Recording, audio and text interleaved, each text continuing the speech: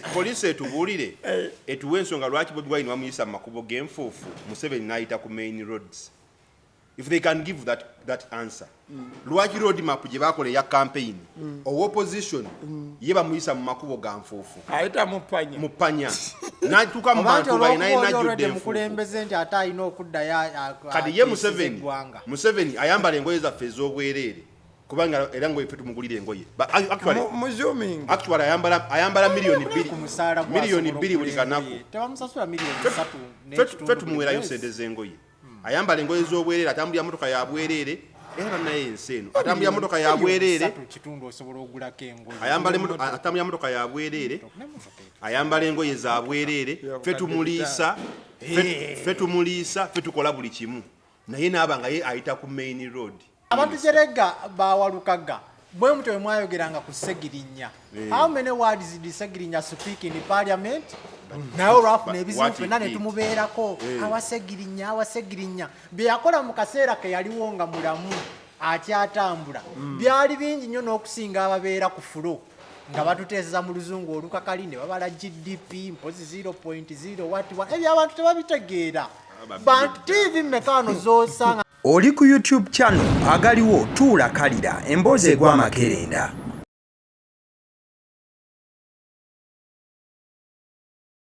Eyaliko president w'eggwanga lya Congo omukulu amanyiddwa nga Joseph Kabila wiiki eno kooti ey'ekinnamagye sayidi eyo yamusalidde gwa kufa wabula gwe basalidde ogw'okufa teyabaddewo kye bayita in absentia. So omukulu Joseph Kabila bamusalidde musango gwa kufa ezimu ku nsonga ze bawa bagamba nti yenyigira mu kola entale ezimu wano na wali wamu n'okulya mu nsi ye olukwe. So nti ndowooza emisango yeyagyeteeseeko anti waliwo abamunoonya ennene eri nagukutulira wano tujja kulaba banaamukwata wanaaba nga akomyewo mu ggwanga. Omanyi waliwo omuntu ava mu mukulembeze naye ng'akyali mu gavumenti batinda background shadow president banoonyeza ki kino mukinteekeko nga tebannajja ngaye atuula kati nga kooti ebeereyo nga yeekalakaasi musajja oyo yali mubi nnyo natta abantu n'atulugunya nabidedede gwakufa kati tugenda linda omusajja bamutuge bamutte kuba tebagambye life imprisonment kuttibwa katulinda akalaba ka Joseph Kabila nga bamuwanise kati bamusaba awulira atya ngaki waliwo gwe bagenda okuwanika oyo abasajja mpozi afuga ggwanga ki Kongo mugende musome history wa Kongo lwaki abaana abo bebulikinga nnyo nga kati bakala yanjawulo baali nnyo mu music lwaki music waabwe yakyaka basiriwaza nnyo eggwanga ne lidda mu music n'okweyerusa babadde nnyo mu byonaye mbadde kunyumiza ku gavumenti ya Kabila emyaka egyo gyonna n'okukaddiwa kwalika ate nga yali mwana muto ngadde mu bigeraani oliye aliko yali muzeeyi kati ensi eyo baagibba nnyo ne bagitulugunya naye nga ensi kati etuuse ng'emwefuulira be bino bagamba nti nvuddewo naye ng'ate n'omuntu azzeewo okyakolagana naye kati kooti weefulumya ekiwandiiko ekityo nze nga nze mba ogamba wano waliwo ekitagatta Kongo yafuuse etya furi okutandika osalira omukulembeze ogw'okufa waliwo ekitali kituufu. Let us wait for them to hunger the man. All right, this is the weekend show tubeera buli lunaku olw'omukaaga essaawa 10 kasita wabanga tewali kikyuse but wekikyuka tubaawo akawungezi ku lw'omukaaga obudde oba bweyongerayo. Ndine one Michael ndine Benito bagenda babuuzaako seconds 3 tugambe ebigambo gwomaze babuuzaako babuuze abamaze ye one Michael no ye Benito kale tugenda mu nsonga nga bwe zitambudde nga n'owakatebe wakakanya ku sipiidi yaako. Okugenda mu nsonga ezitambudde tusookere ddala moment ya wiiki ebadde ki hazaajeesunga moment ya wiiki si kugyesunga nze neeyanga ate tegenda kubanga gye mulowooza ndowooza eyange ya muvubuka akyusa bakitaabe ng'engoye ajja bagamba ono ye taata ono ye sseeke eyankuza kati yagambye omufumbi ye taata w'omugenzi yeringa moment ya wiiki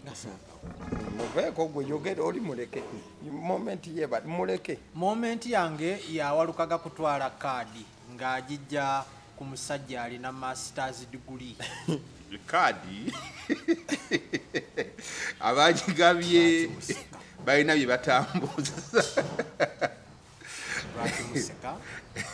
lwaki mike tebadde moment yengasese nnyo ana moment yo emunyumi mbadde mmanyera yeyiyo neŋŋamba nze kandayivaati ngendeeta endala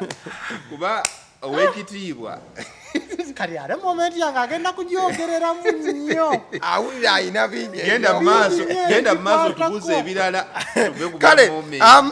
ani abadde personality wa wiki omuntu asitaninze out mu weekend one mic kati omuntu asitaninze out mu weekend Robert Kyagulanyi Ssentamu mukozesa nnyo lwa nsonga ayita mu kutulugunyizibwa okw'ekika ekyawaggulu agenze mu campaign twaliwo enjawulo gye tulabawo nti omukulembeze ate ali mu kuvuganya ye waagenda ayita ku main roads n'agenda gy'alaga yonna naye n'olaba nti ye Kyagulanyi waagenda okukuba campaign ze ate poliisi emuyisa mu makubo ga ttaka tugaa what is this poliisi mwe mukolera ani mulibeerako diffeya Museveni yatukane mu bitundu ebyo basiba n'enguudo n'akuba campaign era oluvidi eri musakwetinga ku social media bagadde ekkubo n'amalamu essaawa 2 nga jjamu akutte ali mu kuba campaign so general okulonda kwe Uganda kuli very bogus personality of the week atali bogus babadde babiri naye kanondeko omu kangende ne walukaga walukaga yanjogeredde oluzungu yayogedde oluzungu walukaga oluzungu n'alaga nti kati ate wano waalaga agenda teesa abantu masters degree yange nebula mu mutwe nenganze kati ndi walukaga song of the week oluyimba lwa song of the week ngenda kusooka kunyuza storyline yalwo kuba nayogeddeko n'omuyimbi yaŋŋambye oluyimba bwe yalujje waliyo akawala buno bwe bayita bumukene obuwala obubi omusajja omufumbo omugagga yagenda n'akaganza bw'akaganza teyakozesa protection n'akawa ssente n'akagamba waaye genda omire empeka okole ki olemu okufuna olubuto wayitawo wiiki nonyo ne kamugamba waaye sente za piru ze wampa nazigulamu pampa kali akayimba kali sente za piru ze wampa nazigulamu pampa nayogeddeko naye naŋŋamba storyline yeeyo nti abasajja abafumbo mwegwanyiza obwala bw'okumabbali n'ofuna kamukene n'okalya olw'okuba nga obadde oyagala kuwulira sweetness of the mukene naye olumala omulya n'omugaa ziyiza kino kati akawala ebyaddako ne kamuga sente za piru ze wampa nazigulamu pampa naffe tuzaaleyo akaana erudda kayiteeku taata era nandolaavu lwe luyimba lwa wiiki nze naawe lwe luyimba lwo olwo ate mpulidde oluwaana olwange lwabuna obuwala obubiri kando kataleyanke oluyimba olwo baali baluyita batya oluliwa nga bali kolabo babbo babiri bokka baluyimbira mu lujja ng'obwana buli mu kuzina emabega taito sobola video ali bwetyo simanyi nange baba luyita bigambo bigenda bitya yogerayo ebigambo bina kayimba nno kasifu katale mwebale kuyimba kale wali omupiira Chelsea azanya Liverpool weekend eno egenda kuba draw Chelsea agenda kubeemu bannange kale kyekyo sijja kwogera sijja wa prediction kale tugenda mu nsonga ezitambudde week tugitandikira maanyi amazibu campaigns zaaliwo but kaadi ze zasooka okubeera nti zifuuka ensonga ndoza tujja kugenda ne points entonotono buli omu ze yapikinze saidi zonna nga kaadi zifulumye muntu wokigwe bawadde muntu wokigwe bataawadde Joyce Bagala teyafunye ani ataafunye tutandike ne one mic kaadi za NUP ekibuuzo kinene nnyo ekyo naye nga nuupu ng'ekibiina kyagabye kaadi kuba kikakatako okugaba kaadi kati ne kirekawo ekibuuzo ekinene mufa abantu ekisooka naddala kuba candidates abali basaba kaadi ezo ojja kulaba abamu ku bamye kadi ngenda kuwa example bbiri Joyce Bagala ne Ssegona bagambye twali tukisuubira obutatuwa kadi kati awo neewuunya mu abagamba abantu nti bagezi kubeera abasinga abakaana bali mugamba omuntu ono yasoma nnyo omuntu ono mugezi nnyo nnyo naye kati omuntu yali asuubira ntagenda kufuna kadi nojja ne weesimba mu kibiina nga togenda kufuna kadi oba mugezi okimanyi tebagenda kuwa mmere ku mukolo naye nojja ku mukolo n'otuula paka time y'okugabula n'osimba layini y'emmere nga tebagenda kuwa mmere oba n'amagezi ate nomala n'ocomplaininga lwaki tebakuwadde. Abantu bannayuganda mulekeraawo okusitula abantu abessa wansi. Omuntu aba yasalawo abeere mu ssiru muleka asigale mu busiru bwe. Toyinza kuvayo n'ogamba nti nali nkimanyi tebagenda nali nkisuubiro ky'obutampa kadi. Ekyo kikulagirawo nti naawe okimanyi waliwo emisango gye wakola ki gye wakola n'okola emisango era wewegendereza obulungi ojja balabanga for example abantu babiri abo Joyce Bagala ne Ssegona mbesibyeko nnyo bagenze okudda ku nuupu time ya kadi abanenya nuupu sibategeera. For example Joyce Bagala nuupu ya panishinga mpuuga olw'okulya ssente y'omusolo ne wabaawo ebyaliwo byonna mu butuufu bwayo ba mu bukyamu bwa nuupu naye Joyce Bagala n'asayidinga with mpuuga n'alekawo ekibiina era ebiseera bye bamubuzanga ebibuuzo ye ng'alinnya ku sayidi yaani ya mpuuga n'okuteekateeka omukolo mpuuga nga bagenda mwaniveiringa ng'omukulembeze w'ebibiina biki byonna byakulemberanga Joyce Bagala. Kati gwe ng'ojja ozunza engalabi y'omuntu odda mu kibiina oyagala bakuwa ekkaadi. Ekimu ku kyasudde abantu ground I am a born of Mityana municipality. Joyce Bagala yabadde omani MP waayo yawangula n'abakooba. Yasooka ne yeesimbawo ne bamukuba akalulu yali wakuna kuba yali yeesimbyewo ne muganda we n'abakooba ke yakuba n'ayitawo. Kino ekisanya nuupu n'emuwa kaadi aka 2016 sanya nuupu n'emuwa kaadi n'ajja mu parliament ku ground abadde mu mikwano gye.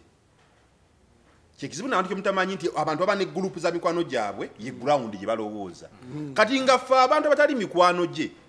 oba abantu bata associating nnyo nabo tabafaako. I will give you an example. In 2023 I lost my father. I called two people. Nakubira Honorable Francis Zaki yali bweru wa ggwanga. Actually namuweereza message nga simanyi nakwanya nti ali bweru. Nagamba ndi bweru naye kanabe kye naakola. Zake naweereza kitaawe. Najja mulumbe. Because politically ffe tukola ebintu. Oyita omuntu bajja babiri bazimbe political career yaabwe in one way or another. Najja nabeera. Ne nkubira Joyce Bagala on phone direct phone call. Nangamba bambi nga kitalo biki ebyo kuba amanyi n'abantu naga kale kandabe Joyce Bagala yakoma ku ekyo teyali nnyawo ate nga mu lunaku lwennyini yalimu mu kitundu. Kati ye ground gye boogerako nti webagenda babuuza abantu ebibuuzo ono ajja n'aziika ono akola bino gwe mbuulira abantu genda Emityana obuuza abantu Joyce Bagala abadde aziika bantu bangi bafudde Emityana eyo nga nange embeerayo bantu bangi bafudde naye nga tabeera ku ground. Naye Honorable Francis Zake for example abeera ku ground mu kuziika ebiseera ebisinga abeerawo. Kobe wa NRM kobe wa opposition abeerawo because waliwo n'omuntu eyafa mukwano gwaffe nnyo omukyala yafa yali mugagga w'Emityana bamuyitanga Joyce ngenda kumbulira Joyce yali yazijukira obulungi mama wa mukwano gwaffe era yafa nga wa NRM lukulwe naye Zake yajja n'awa speech. That is what they call ground. Naye abantu beerabira nti ground abamu balowooza kugaba ssente.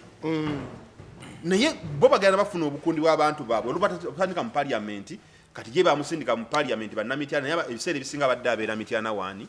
abeera Masaka na mwami Mpuga bageza kuzimba DF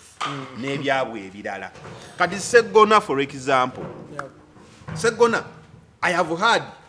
authoritatively from the NUP electoral whatever management committee yagambye Ssegona had lost ground. Sebufu yawadagamba bwatu. Yes, not John Mary waliwo omulala abamuyita Lwanyaga yagambye Ssegona had lost touch with the ground. And that is true for tukola mbyamataka mutambula matu mubabuuza ne bagamba Ssegona newe omusanga nongamba nafiiriddwa akuddamu eyakubba ye yanziba naye ngenda afuna omutitimbe onomugala waaye tulina omulwadde anti abagamba nti munnange naye ye ng'afuna omutitimbe tulina omulwadde twetagala kasente kati agamba eyakuba eyakola ki anti abagamba mwenna muli mu sisitemu yemu eyababba y'omu oyina okuba nga odduukirira abantu ekimu ku kyamusudde Ssegona butabeera ku ground bo balowooza nti bwe bakusindika mu paaliyamenti genda okiikirira abantu ayina ekutiya y'olugezigezi olwa namulabako nga alina abantu baalimu olwa namulabako nga alina bayalagera nabo nga aliwo abavuka boogera waayogera abaayi nze mukulu wammwe nze abakulembedde musirike. So that kind of disrespect eba erina okukuleetera obuzibu naye kyannaku nti abamu nze ndi wannu abamu twafiiriddwa kaadi ez'abantu abadde betulabanga ab'amaanyi kati nga Joyce baagala but at the end of that day the party is stronger than an individual. Okitegeera ekibiina kisigala ky'amaanyi okusinga individual era ng'oyagala okukakasa nti kibiina ky'amaanyi bagenda bakuba akalulu ne banajja ku independent bateeka bakuba akalulu buli nkambe nti ataaweereddwa kaadi omanya bagenda kukuba akalulu kuba ekibiina tekisobola kukola nsobi agusale bino si nti bya buntu oba byaki babadde ku ground they went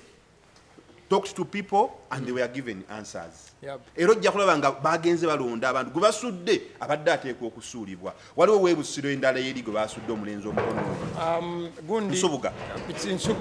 Paul Nsubuga kugamba yajja mu kibiina busiro yendoze badde ezingiramu ne busiro north bawadde Semaganda Ronald naye ojja kulaba nga MP ku level y'emisango gye yali alina gyonna egy'okubba akasimu emmotoka ye bambi baali bagitwala ennyumba ye baali bagitwala emisango gy'okubba akasimu ka mobile money n'ojjako ssente z'abantu ng'osigala okyali MP nedda mma bamanerenda bebamuleetera nedda bakuba manerenda walina we yagenda nabba akasimu kamenya nemukwata nga abba akasimu ka mobile money kati nga mumuleka mu parliament oli yamufaanana okitegeera mumuleka bamulaga nga abba akasimu kamera nemukwata kaati yajja n'akajjawo n'akakuba ensawo n'afuluma n'agenda n'ajjako mobile money kati nga omusigaza nga n'akakomyawo yanti ate yakasigaza paka we bamutwala mu kooti neyeewayo okusasula ssente z'abantu abo nti ojja kulabanga ebintu kugamba abamu babamye kaadi nga olaba babuuza ku discipline babuuza ku ground babuuza ku mateeka g'ekibiina loyalty to your party wano twali mu misango gya mpuuga abantu ne beesamba ekibiina Ssegona yennyini oyo nakulaga nti nze nnyimira ne muganda wange twava wala which is okay you can do that silently actually namisolinga ne siyinza kuva mu muganda wange lwa kaadi kati gisigaze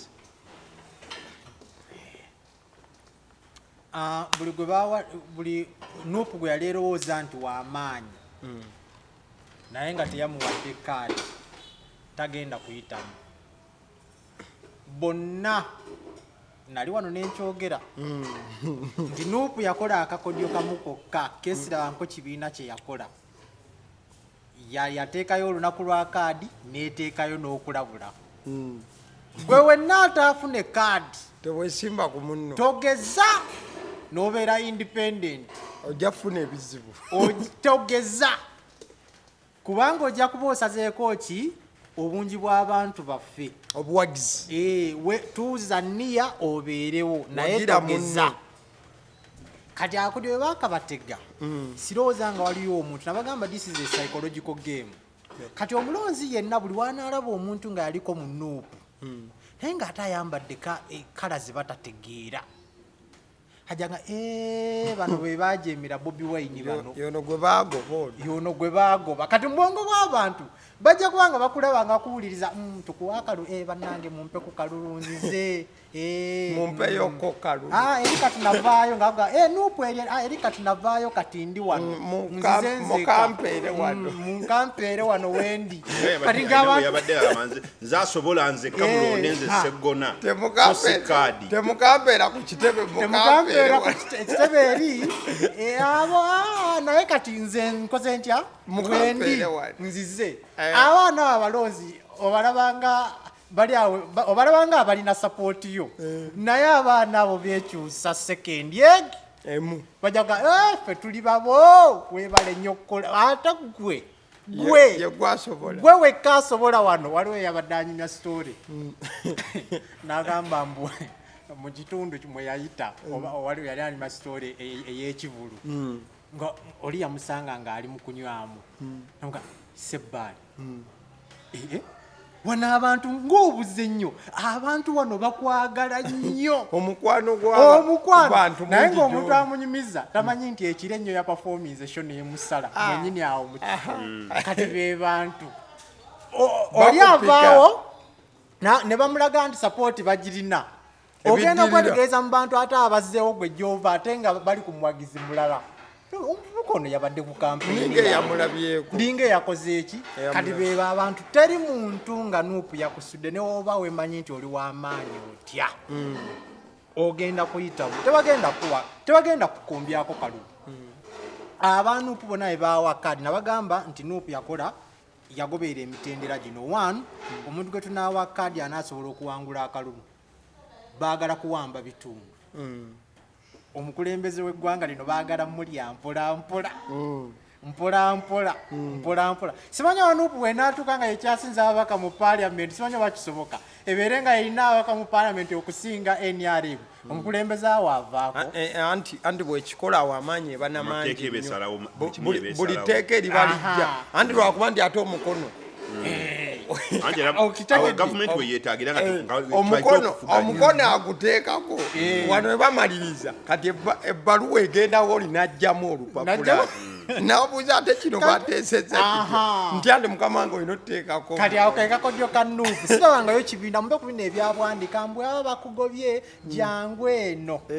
ekifo kyo olwedde weekiri ng'ebibiina tekifuddeeyo oba onaawangula oba towangula Nuupu yali ku kimu onaawangula kyebaba bagiyita gulawundi koli ku gulawundi naye ne weebeera nga ye first priority naye ne babuuza ekyokubiri ajja kuwangula naye ali naffe oba ali naffe lwa kaadi newonaabanga bakukirabye nti onaawangula amaanyi mangi badde eri ne babuuza ajja kuwangula gulawundi kwali naye ali naffe oba yazze lwa kaadi ali wano lwa kaadi kyekyasudde abamu kiwulaawo mwagamba nze ku gulawundi kwendi olaba twayiseeyo ne bannamawulire temwalabye nsula ku gulawundi naye ng'oli naye eno interview nga wakola bweti nga towanye mukulembeze waffe ate n'owaana omukulembeze omulala kubanga toyinza kubeera mu kibiina azanindi nti ndi wa NRM naye n'ebirowoozo biri independent ate bigumivu ekino sikikkiriza nayo kino basse kikubu enkola eyo mbu kino kikyamu when you subscribe to a party you cannot again become independent nogamba nti ono bamukutte lwakulya nguzi lwakulya sente naye nogamba naye oyo mwaba muwalana muwalane naye nze kyali wange simupalana kati abantu babeera babuuza psychological ebindako what is this woman saying okiraba ekintu ekyo so kaadi za disappointing zaabamu naye Nuupu yakoze akantu nga sirabanko pati ekakola yabadde onaawangula naye ate oli naffe tebafaayo ku bitabo by'abantu oyinza okuba nga olina ebitabo bitono nnyo naye ng'ate enkola olina y'amaanyi ng'ebitabo tebizitowa bulungi kati waliwo ne bana abaali bamanyi nti bakansangwawo DP egumire UPC abo kani nga be basiniya omanyi obw'abasiniya nabo bututamiza abantu abamu buli kaseera ne babalangira ffe twaliwo ffe twagira ki tebaagala baana bato babakulembera buli kaseera ne babeeraawo nga bakwata bali mu busuuti mbu be basookawo bakabeera mu paalamenti emyaka emeka n'abo Nuupu teyabataliza liiso abo basiniya kyekibayombya olowooza baaliyo nga baagala omanyi gwe kitegeeza nga oli siniya olina ebitabo byo aye ng'omwana akukulembera mbu yakola MDT awo naawe onyiigamu bafunyemu akasajja kuti n'akakazi ku mutima kati owa MDD bagoba munviire era kati abaana bagambye nti mbuvuuka wataasizza pate yaffe baali baagala giwamba abaana abo ovanga ku basiniya baadde baagala kuwamba ki Kwate. yes so nze ngamba nti kaadi we baazigabye saalabyemu buzibu yadde waliwo abakomplaininga ku basentamuuzi nti basentamu bafunye kaadi nnyingi famire yazze neŋŋamba lwaki toleeta sisitawo mugandawo Omuteekewo. kiganda kyekiri eyo mu kyalo kinywa omwenge kireete tokiteekewo olawo banuupu balinakiwa kaadi bali abasajja balina history mu pate babaddewo from the roots babadde bakola kakuyege nga bayingiza abantu naye kati abantu balina bayasi omuntu jasi abeerawo ng'alina nnuguye naye nga omubuuza nti oke mu kifo kya Nyanzi wali oyagala tuteeke waani mu kifo kya sisita wa Bobi Wine wali oyagala tuteeke waani tuweeyo omu ate nze jasi nalabye mannya nga gafaanagana neŋŋamba ate nepotizimu ate bannanga ate oyingiza otya no byonna tubiwulidde naye tuteeke yaani gwolaba nti agenda kukolera nuupu okiraba sonze ŋŋamba nti omutendera gwe bayisemu gwabadde mulungi nnyo mbadde sewangayo pate yonna ekikola pate ezisinga gwe bw'ojja ng'olina amaanyi osobola n'okuyitawo ne bakuwa kaadi bano abapya ne babasuula naye twalabyemu abapya bangi nga gwe mulundi gwabwe ogusose mu politics ne bayitamu twalabyeko bakasangwawo ne babawa kaadi ne bayitamu twalabyeko ne bakasangwawo ne babagoba tebannabagoba naye kaadi tebazibawadde Okay, kati katuyingirako munda katono mu card then tumalirize ekya card tukite. Waliwo amanya waliwo abantu abasinze okuba nti no bateekebwako nnyo essira. Okusookera ddala gwe mwogeddeko Ssegona ne Walukagga. Ssegona went wild oluvannyuma lw'okubeera nti kadi teyakoze eki. In fact yaweereza n'obubaka obulinga obukuba Walukagga obuweerera ddala obumuweebuula okulaga nti ebitabo bya mungu baana ki yayina masters. That is one. Second, twabadde ne chairman Nyanzi versus Dr. Roy Ssemboga. Dr. Roy Ssemboga bagamba nti musajja ku ground abaddeko nnyo. In that n'akalulu akaggwa Dr. Roy yadde ebbali n'aleka oli ayitewo ekibiina ne bateesa nakkiriza oli ayitewo. I think that was Kazibwe. Dr. Roy yesimbawo. Dr. Roy yesimbawo yali Green Independent. Okay, because I heard him say something of a sort. So Dr. Roy ku ground nti akola ki abaddeko nnyo nnyini ddala but kadi yamaliriza egenze wa chairman Nyanzi. Then wetugenda Makindye West ewa Alan Sewanyana awo nawo abaddewo akavuyo kangi katya twabadde ne Tough B. You can write him off engeri gyali nti tabadde mu byabufuzi ebbanga tali mu West. Tough B ali mu East. Ali mu East. Oh, yes. Sorry. Yeah, Mulyanyama. Today ewa Alan Sewanyana. Alan Sewanyana yabaddewo. Then twabadde ne gayo mulala amanyiddwa nga Musiri David.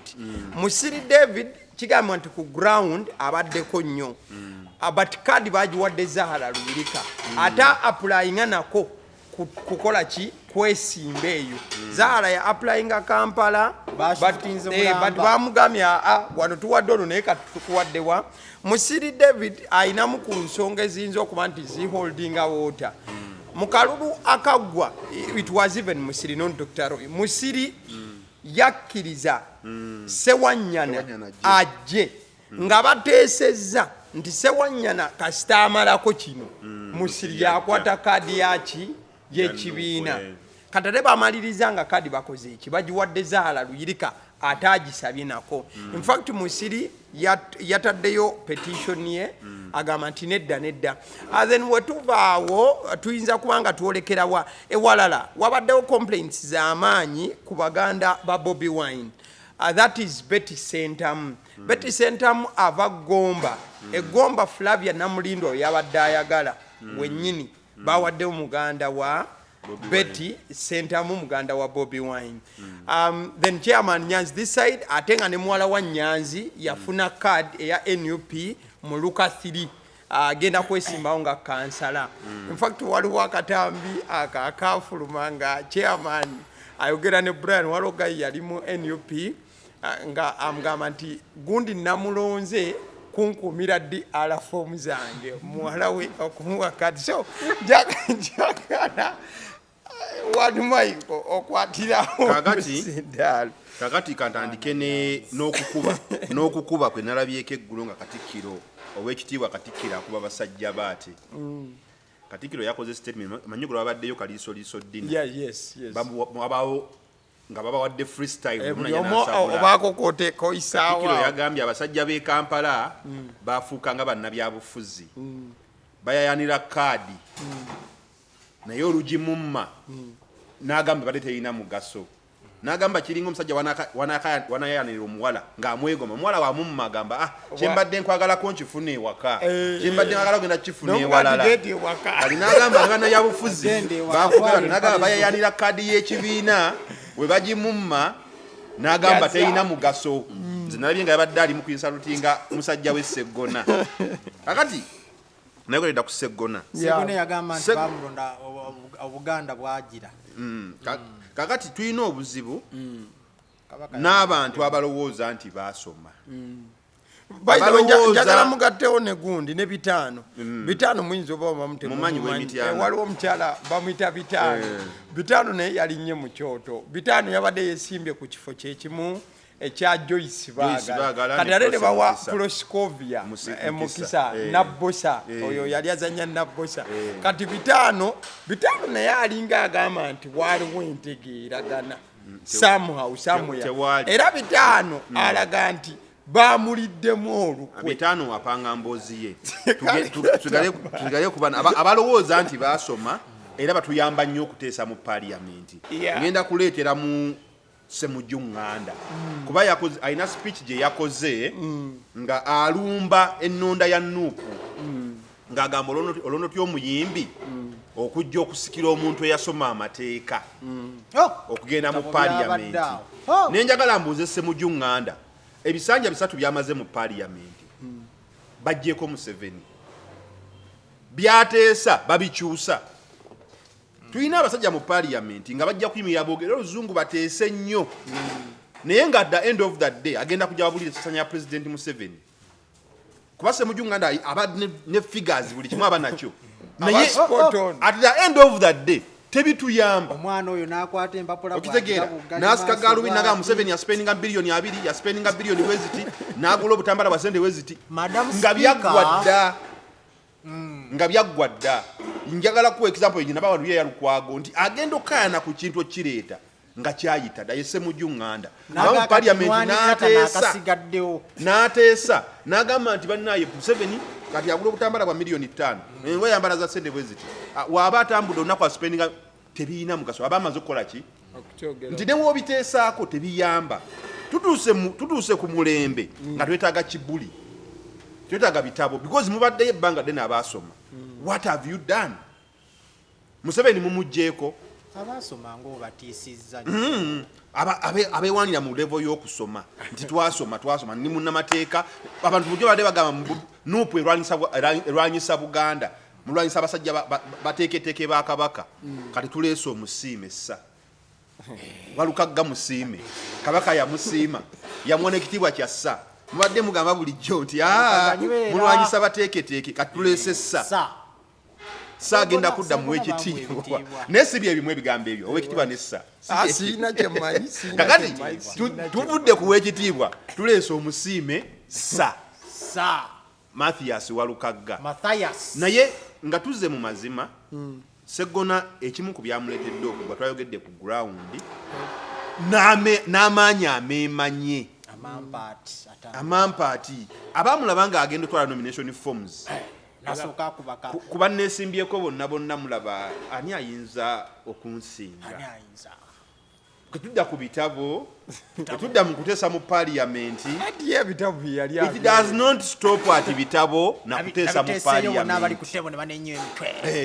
It is not about bitabo byewasoma na kuteesa mu parliament. Abantu bakoledde ki ku ground? Tulina obuzibu kino kankiteekewo tulina obuzibu nga Uganda nti MP talina kujja kugaba ssente ku kyalo talina kujja kukola biki naye olw'okubanga ensi yaffe eri neglected by the leadership nti tuteeka omugugo ne tuguwa MP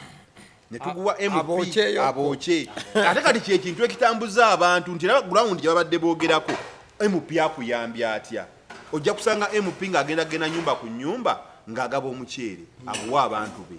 kukuuma kalulu osange MP nga woolwaza agenda kujja kuweeyo ku kasente osange MP nga bw'ofiirwa agenda kujja abeerewo tugamba obeere n'abantu bo mu buntu with your presence so si kudda mu bantu kukuba kampeyini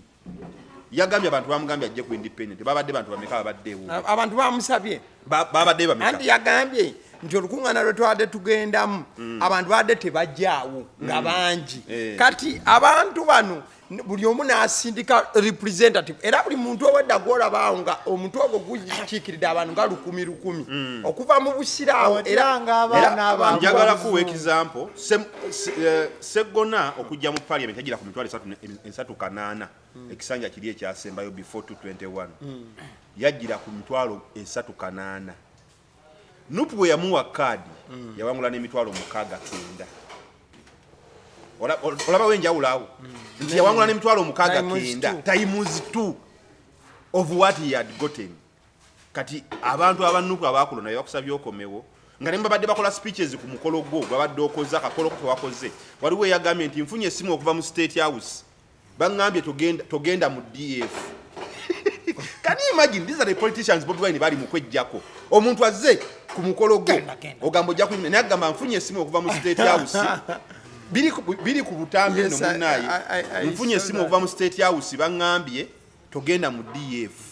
jangu ku independent these are people who are working in NUP naye nga bali under the guidance of State House people bali mu State House bakubirako togenda mu DF kati otuba tuliringa n'omuntu omutuufu NUP yakoze okusalawo kwayo ku loyalty kyabadde kisooka nti ekibiina kwegamba okiwe ekitiibwa okikkiririzaamu okola bye kyagala awo naafuna obubonero butono ground obubonero butono n'abanga alina ne tufuna omuyimbi gwe bagamba ataasoma najja n'amukuba hands down n'ayitawo waliyo nemulala yabadde yasome gwe bamye ekifo ekyo abeera buluba omwami oyo Dr. Kigozi si Kigozi ye Kigozi abere buloba Kigozi eyabadde mu resi ye Kigozi bamuta ne bamumma kaadi eyo Kigozi Livingstone ne bamumma kaadi eyo ne bagiwa Mathias Walukaga which means he has done something oli ye yaconsidinze yakkiriza defeat yagambe kiria yet is a doctor kakati ne tulaba omuntu ow'ekitiibwa atasobola kukkiriza defeat omanyi abaganda bagamba ekiswaza omungaga kusesemantula nti politics we Uganda yatuuka ku level nti abantu bafiirawo kubanga bwafuuka wine nozi obuugi oboga twalidde ebyasava okuswala okwo akumponye kyekiswaza omugagga nti katubadde tulaba abantu agamba nasoma ebitabo byange I am a lawyer why can't you go back and sit down do your work wasomerera okujjako obanga otugamba nti ofiirawo lwa nsonga no alumirirwa abantu omutima gw'abantu bo bamukooye bagenda kimulaga ate nga bamuyayanidde wano mu lukuŋŋaana abantu 20 abadde ewuwe ba representative babali yabalonze ddi mu lunaku lumu yabalonze ddi mu lunaku lumu n'olulaba representatives kikulagira ddala nti NUP yabadde ntuufu okuwanda omusajja ono naye olw'okuba nti tulina politics we Uganda nti abantu yafuuka survival for the fittest buli omu alwana kugenda mu parliament kyova omusajja ow'ekitiibwa alwana n'agamba nteeka osigaza ekifo kyange abantu tubadde nabo nga tuvuganya naye nga bo tebali mu kuvuganya Museveni kuvaawo bavuganya kusigala mu bifo ngenda kuwa example tulina Ssegona ye namba 1 tulina Namboze namba 2 yafunye kaadi nja kugamba era y'omu namba 2 alwanira kifo ekibiina kyalabye Namboze nga yagwanidde kuba abantu yafunye kaadi they are playing politics of maintaining their positions anti abantu bakyamuyayanira they are maintaining positions tulina Namboze tulina Semujunganda tulina Semujunganda yasoma naye agamba nsigala mu kifo kyange teri mulala agenda kujja mu kifo ekyo alwanira kifo tulina Elias Lukwago myaka 2 asavinga tayagala kuta yasooka mu parliament nayingira wa Lord Mayor agamba sivaawo politics of positions tulina bamuwanga kivumbi politics of positions tuyina chebo yo deputy president wadde nze njogera kati nonsezagule sowani ngenda kulirako omuntu wange tuyina Mpuuga yagamba tagenda lwanya bifo naye mmanyi agenda kujja kubwa MP ate kujja kubwa MP agenda kujja kubwa MP asobola okuva ku masaka oyo politics olwokubanga mulimu sente nyingi tayinza kutamasaka olwokubanga sente ziri mu politics abantu bagamba sigenda kuta kifo kino wadde yasoma okwenkanawa akagulya omulimu gujja kummenya wano kangende ndi akasente ka agende kuba president n'asigala awo n'olw'ensonga eyo Ssegona yabadde alina okukola ki okuwummula olwokuba tabadde nalwalite mu kibiina Ssegona yabadde alina omutwala kati nno nze ekifo ekyannumye ennyo nze omanyi naggamba enjogera kati ng'omusezi agula essowaani ngenda kulirako bantu bange chairman Nyanzi yabadde teyeetaaga kuwa kaadi eyo nange nali saagala chairman Nyanzi yabadde alina okusigala ku kitebe akola emirimu gy'ekitebe nenno chairman Nyanzi amazima gali nti n'akalulu akaggwa yakawangula ne bamubba akalulu olw'okuba nga twalina mafiya Muhammad Nsereko muki mu Kampala era akalulu ako kaalimu embooko nnyingi nnyo nga yabakabalira kaalimu embooko y'amaanyi kati ovanga akalulu akabanga omuntu agamba avuganya gavumenti nga yeesimbyewo n'owanupu naye ne kabaamu embooko bakabalanga bakuba embooko yanyookera ekkololo embooko yanyookera ekkololo bakuba abaana ba Nupu ekkololaawo akalulu babbakabba aka Muhammad Nsereko kola ki you allege it is a fact byagera ne mu kkooti ne kkooti ne kavuvuba musajja bamubba akalulu naye kati eno gye bamusindise by the way Dr. Roy bwe yali I think was June oba July nga tetunnatuukana wano Dr. Roy yagamba nti chairman Nyanzi ye yamulumbagana ku kifo ekyo nti cheya yali ayagala kifo kirala n'atunulanga ekawe era gundi ono chairman Nyanzi annuma nnyo obutateera mu kifo kimu amaziga gaalimu chairman Nyanzi annuma nnyo obutasigala mu kifo kimu yabadde alina kudda mu Central avuganyizaawo kadi ne Lubongoya balondeko omugezi yaani bagiwe okitegeera era kinnuma nnyo kinnuma nti chairman Nyanzi yagenda eri kambuze wabadde oyagala ani avuganya bevuganye babiri tulabe bandi gwe bagenda ogiwa nze ndi wa Nupu njogera kati nkugamba yalina kusigala we yavuganyiza yandize mu Central n'avuganya ne Lubongoya netulaba ani agenda otwala kadi netulaba nti ekibiina netulaba nti ekibiina demokrasiya akola genda eri okyali mupya oyingiridde abantu abaluddeyo obayingiridde oyo tumuvuddeko chairman Nyanzi tugenze mu kalulu ka Makindye ngenda twala Makindye wonna twafuna obuzibu mu Makindye nti abakandidates bonna batagala butagazi ng'Abaganda balina kye bawogera omuntu yafunye mu kyama kine n'atafuna buzibu yowa Ssaabagabo yeerikkirira omutegedde gundi abaddeko inkambe naye Makindye East ne Makindye West bakandidates bonna babadde batagala waliwo abaaliwo ng'amaanyi ga kusonda naye tufuna Mulyanyama yatagala yasookera ku bwa Lord Mayor Mulyanyama Nganda Ali yagala njagala bwa Lord Mayor n'alaba nga tagenda busobola n'agamba ngenze mu Makindye West n'ebipande n'abikuba akaseera mpaawo kaaga n'agamba ate kati ngenze mu East okitegeera n'adduka ate mu East munaku ate ennaku ezisembayo n'agenda mu East n'awangula kaadi awo ekibiina kirina question marks anti mu East agendawo nga nyeka kitadde ate nyeka amaliza awuda nti Nganda Mulyanyama ze nyeka akomawo awo wali madness ey'okutagala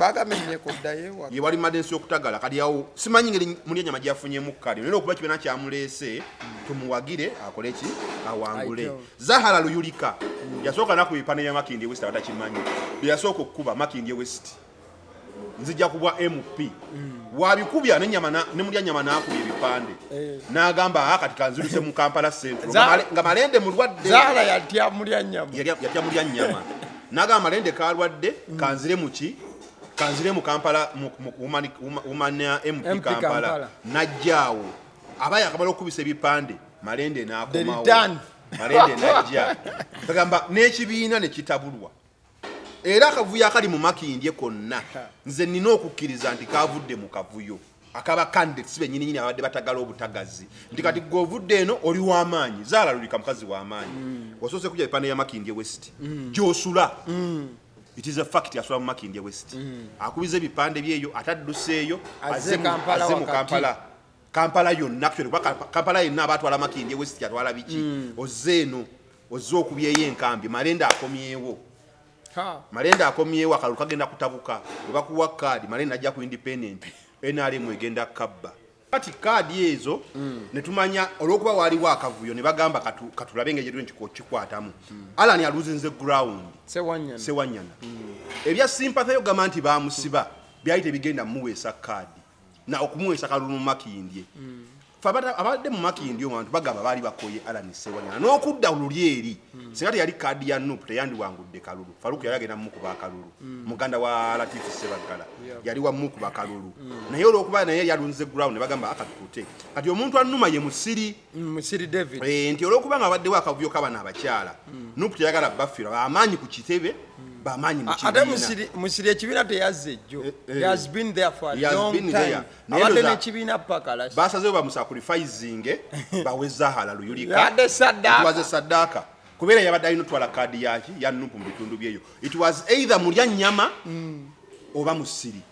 mulya nnyama okuvaawo ke musiri n'agamba kati awonji mazzi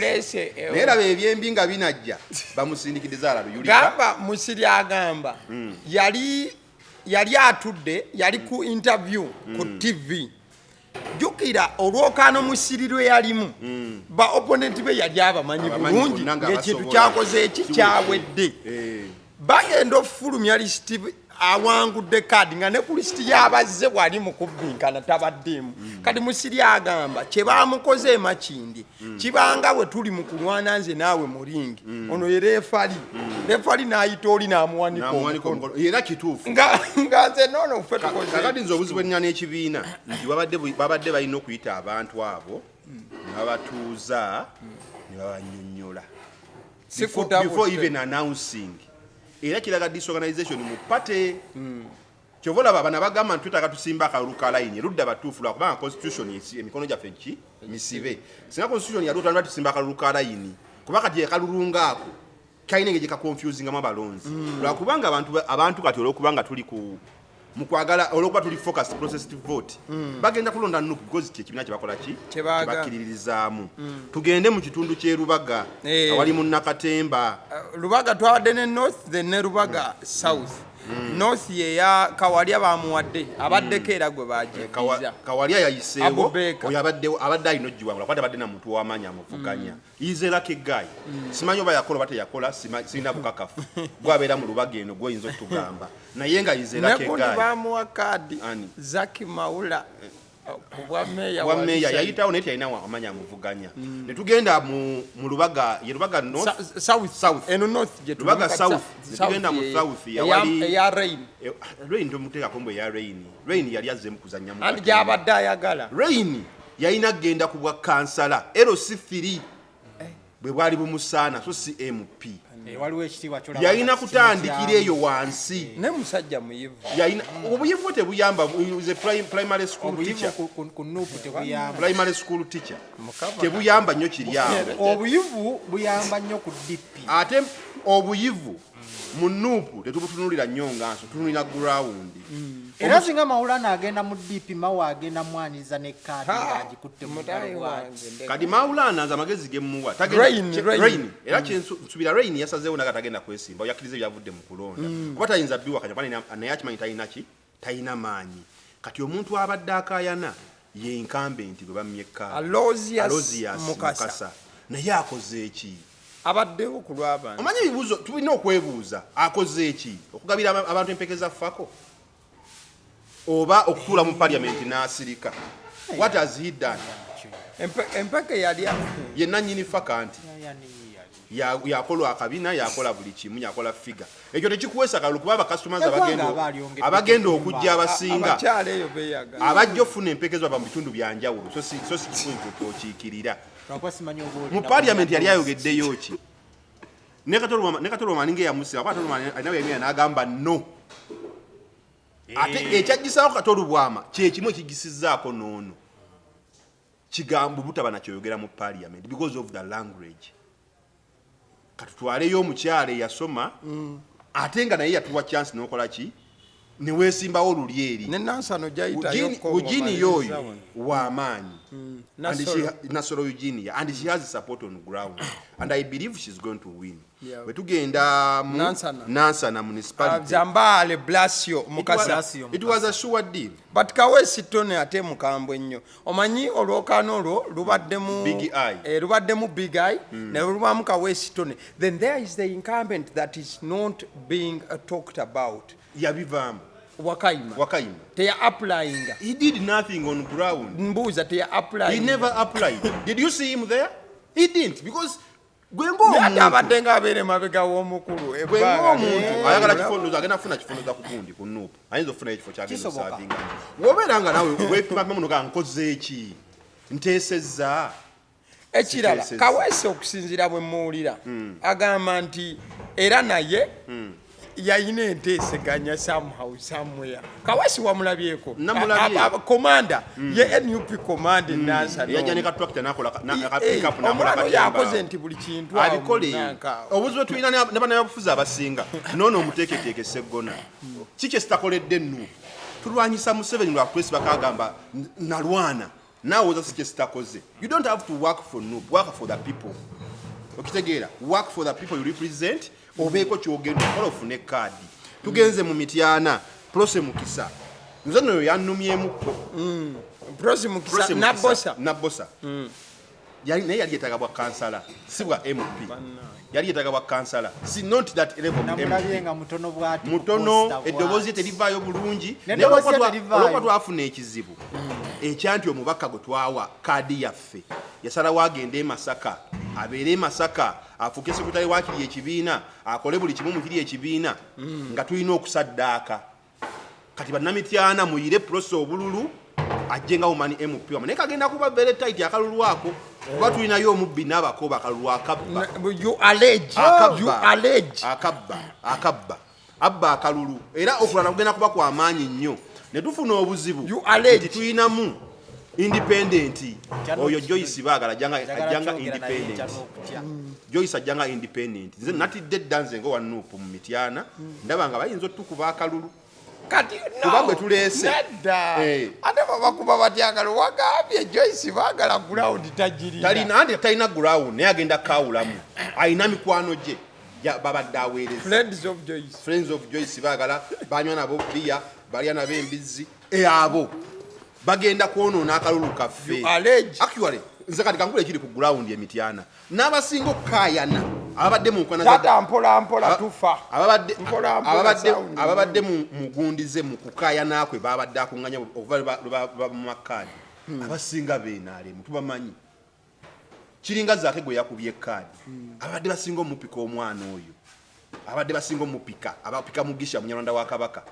bonna ba NRM. It is painful. Politics we Mityana abantu bamujja ku level y'okutegeera nti ndi opposition bo bamuwagira balwanyisa personality of the father of Zaki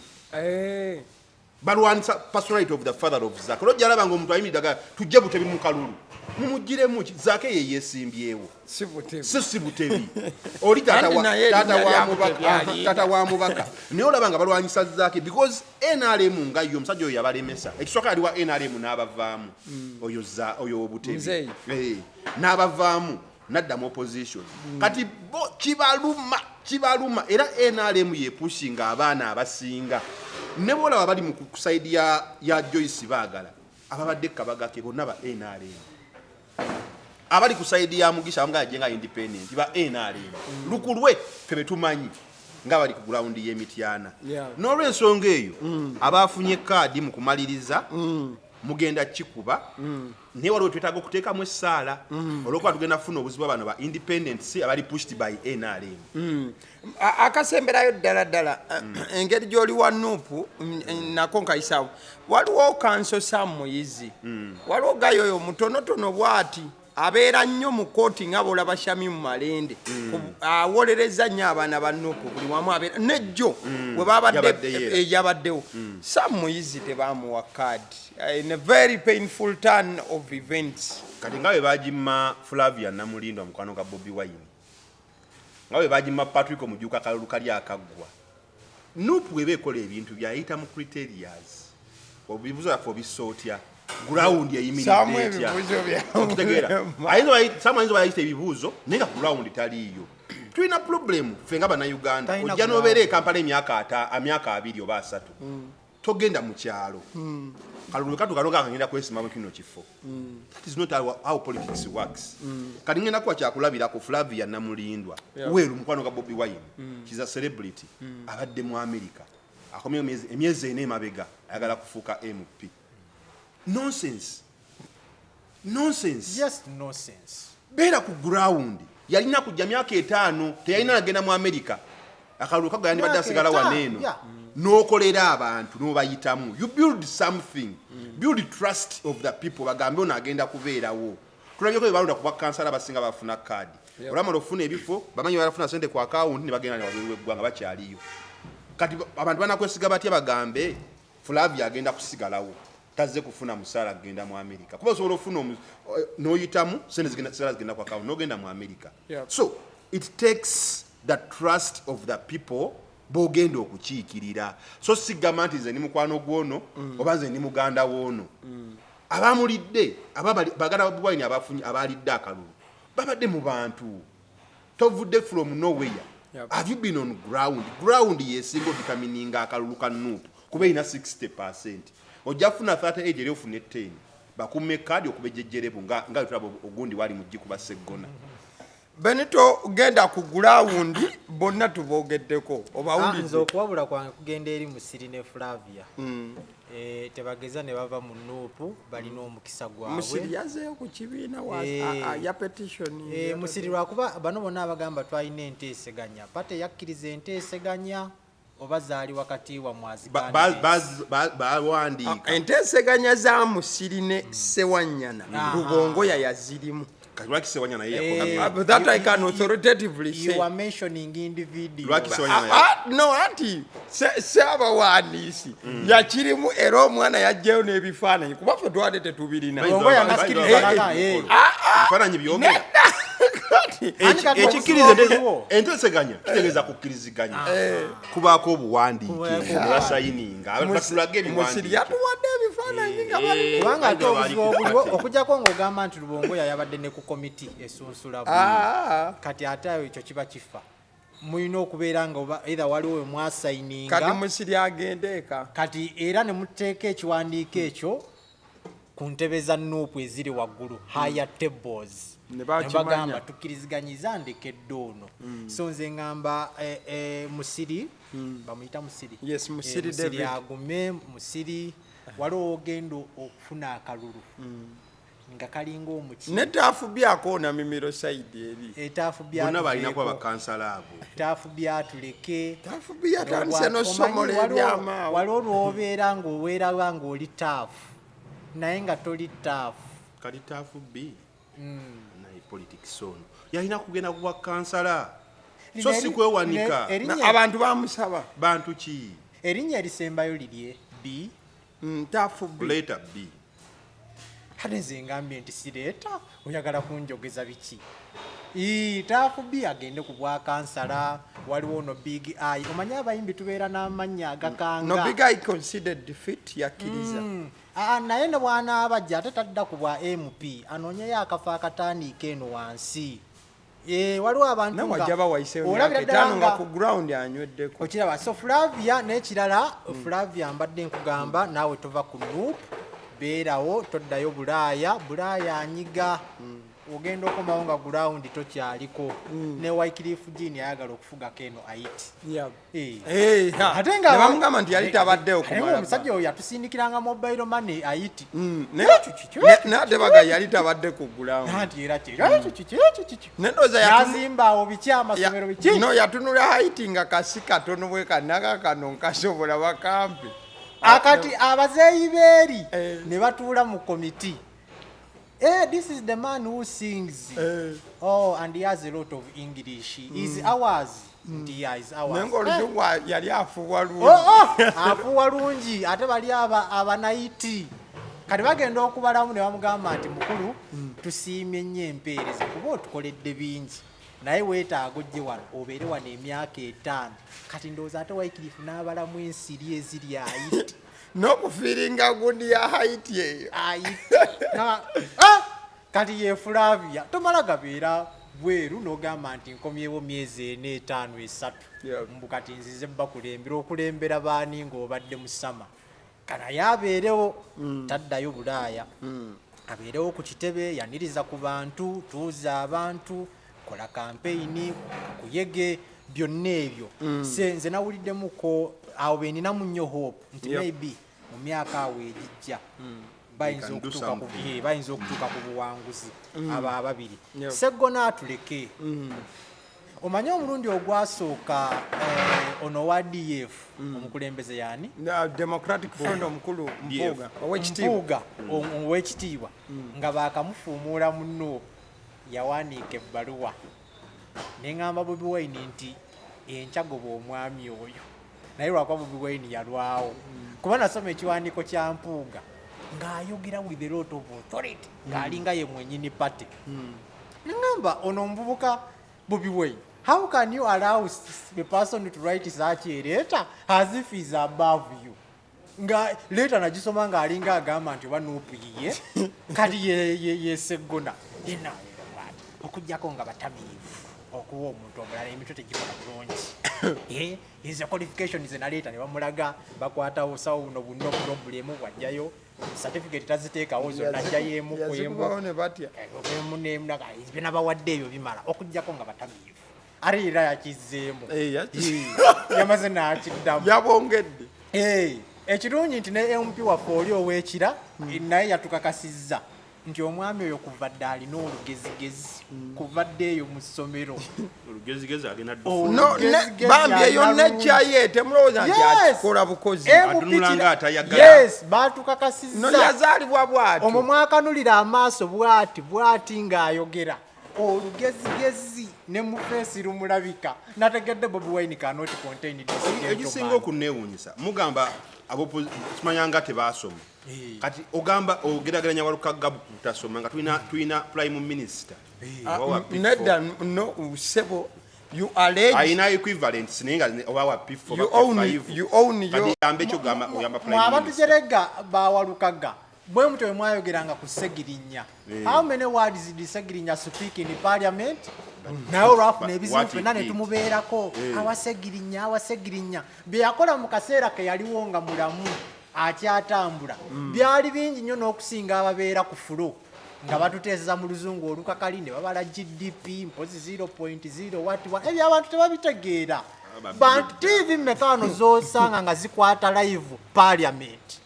mmeka. How many people are watching UBC, ladies and gentlemen? How many people? Tekiriyo kati Ssegona tujja mulaga certificate zonna zaalina ebiwandiiko byonna oba yayitako Harvard omanya abaana bakola nayitako Harvard nenkola doctorate mpozi ne master agenda abiteeka emirimu gye yasomera tugenda mulaga nti abataasoma tukola kakuyege tulina ground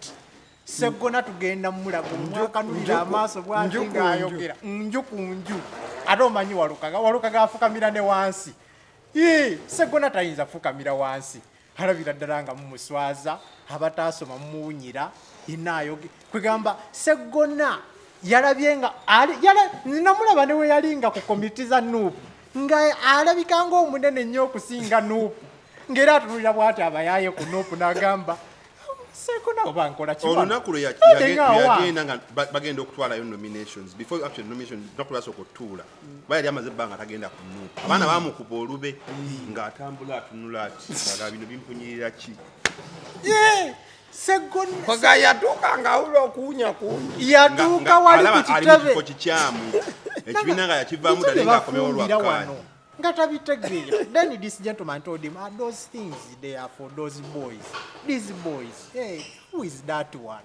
Ab'oluzungu, that one is Gundi. Ate babeera n'amannya abaana abo. That one is Rumanyika. Mpozi that one is Kabadia. Mpozi. Kabadia. Ate Kabadia yali akola kipi. Ate n'abayaaye beetomamanya geegamu. Kati Ssegona agenda okutuuka eyo ng'alina ebitabo bingi nnyo naye ng'ekitabo ekijjuddeko abatasoma bangi naye nga ye abala kaadi kubanga kwegamba ye pate eyaliwo bangi nnyo abaava mu DP nga bazze lwa kaadi enjawulo eriwo nti singa namboze tebamuwadde kaadi ndowooza muntu yeko wa DP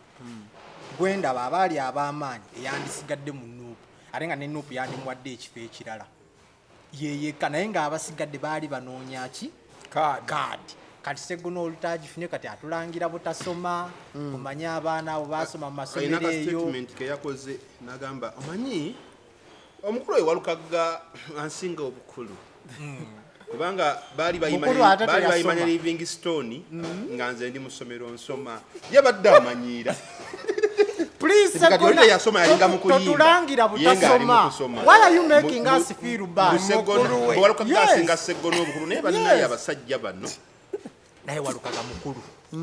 Walukaga is the elder brother of Ssegona. Ssegona, stop making us the uneducated men and the women feel bad.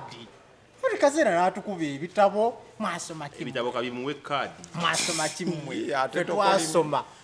naraniko jerega amasomero gaffe omanyi babatazoma amasomero gabeera n'amannya mawanvu Haji Nakanywa Ajanda the preparatory school secondary primary day and night n'omuzadde omubuuza erinnya ly'essomero nga talimanyi mubeeraawo mu bitige amasomero gaffe ngaffe bawalukaga abagenda okuwangula Ssegona. Please, Ssegona, don't make us feel bad. You are always slamming books in our faces. No tukube ebitabo, please. Totumalamu nnyo maanyi olw'okuba tetwasoma. Naye ng'ate ne Walukaga oluzungu lwe yayogedde. Walukaga yayogedde oluzungu olulaga nti ali ready for the parliament. Walukaga oluzungu yalujja waluno. Ajja genda alogere olaba gundi minister Sempijja. Nze ate okuba ku Ssegirinya nkakasa Walukaga ono ajja kubeerako ku fulo ng'ayogera. Minister Kasolo naye olaba yali mu parliament nga speaker yamubulira ebyokwogera. Kyekyo. So nze wenyinza okukomya ebyange Ssegona atuleke. Yamugamba ebyokwogera. Kale Hulk Property Agents and Managers Limited twewaayo ekisooka okuyamba abazimba amayumba g'abapangisa nga gabatawaanya. Bapangisa batawaanya balumya emitwe lwa nsonga temubakwata professionally. Kati ffe twewaayo okuleeta professional touch mu business ya real estate. Yep. Tusayininga agreements, tukola renovations, tubanja sente ozifuna ku account. Pangisa bero nafuna message emulaga nti alina osasula. Bye babe beetaaga abasinga kujjukiza kola biki ate nga gobera busy tosobola kubikola. N'olwekyo ffe twewayo bayamba tukubire ku simu zaffe tubayambe. Tutunda ettaka ku bbeeyi ensaamusaamu ne bbeeyi ya waggulu. Tulina ettaka eriri okumpi wano mu Kiwenda. Atano kutuminga ine ekyapa ya milioni 3.5. Tulina ebusiika Kalagala village milioni 10. Tuyina ekatulaga wano Nakawuka.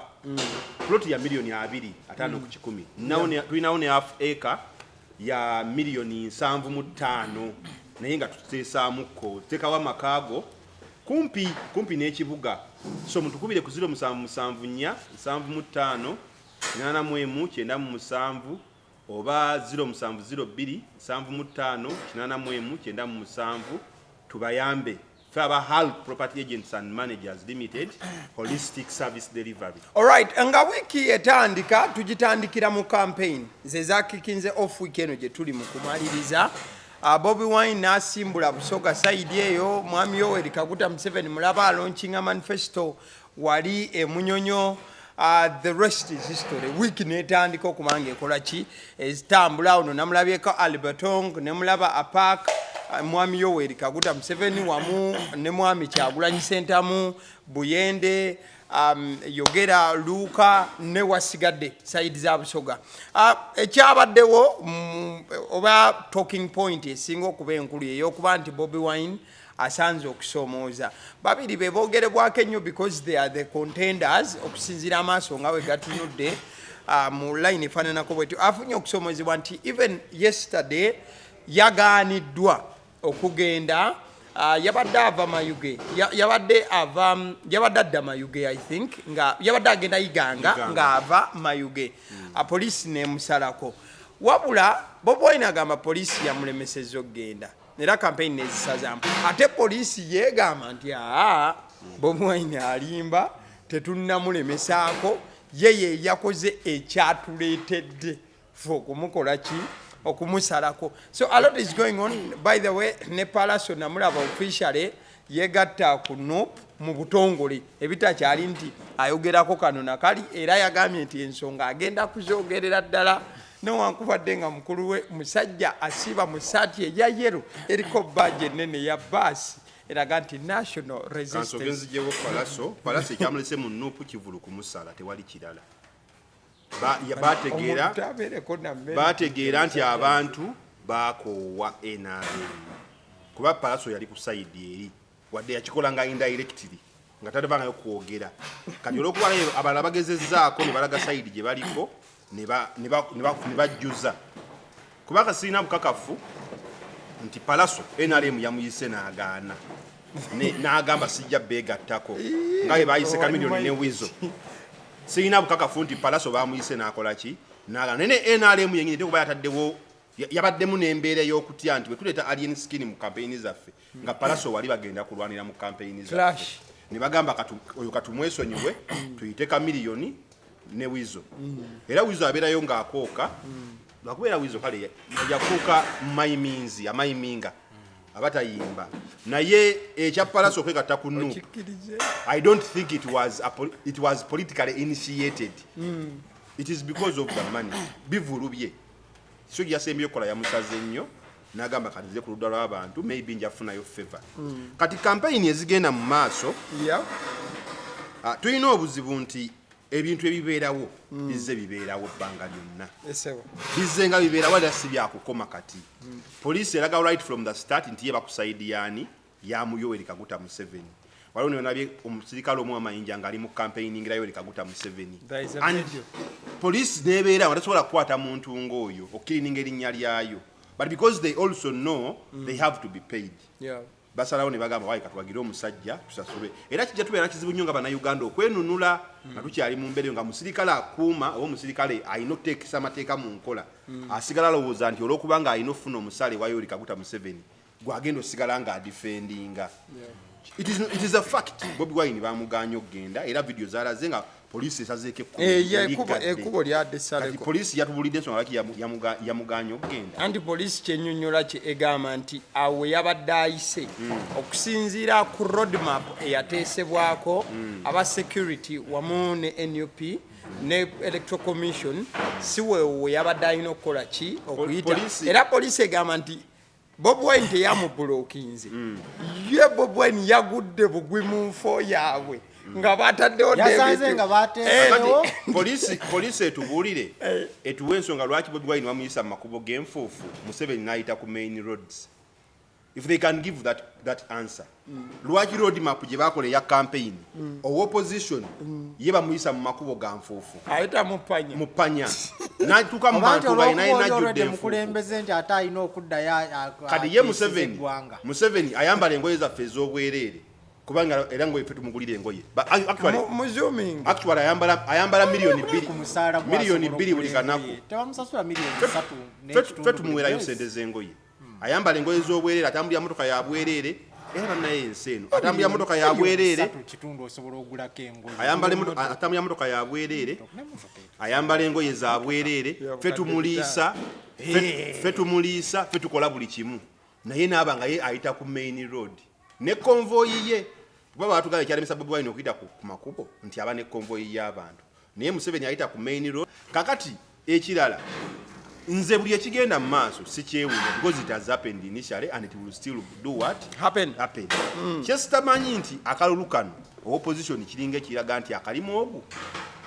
omu. I am so disappointed in Mugisha muntu Grigore Mugisha muntu twalinga tulina essuubi nti gweoyinza okujja n'okugirawo Museveni naye nagenza omulaba baguddewo campaigns yali ku makubo agenda kukuŋŋaanya asaba buyambi bwakuŋŋaanya ssente awo newunyiza abantu abalagamba nti NUP teri siriyasi. NUP ekyo yakikola emyezi 2 emabega ekyokuŋŋaanya ssente naye kati Mugisha muntu in other words gwe tokina mbuzibu kusaba naye akaseera bwasabidde obuyambi babatadde mugende munoonya akalulu. They have so far lost 5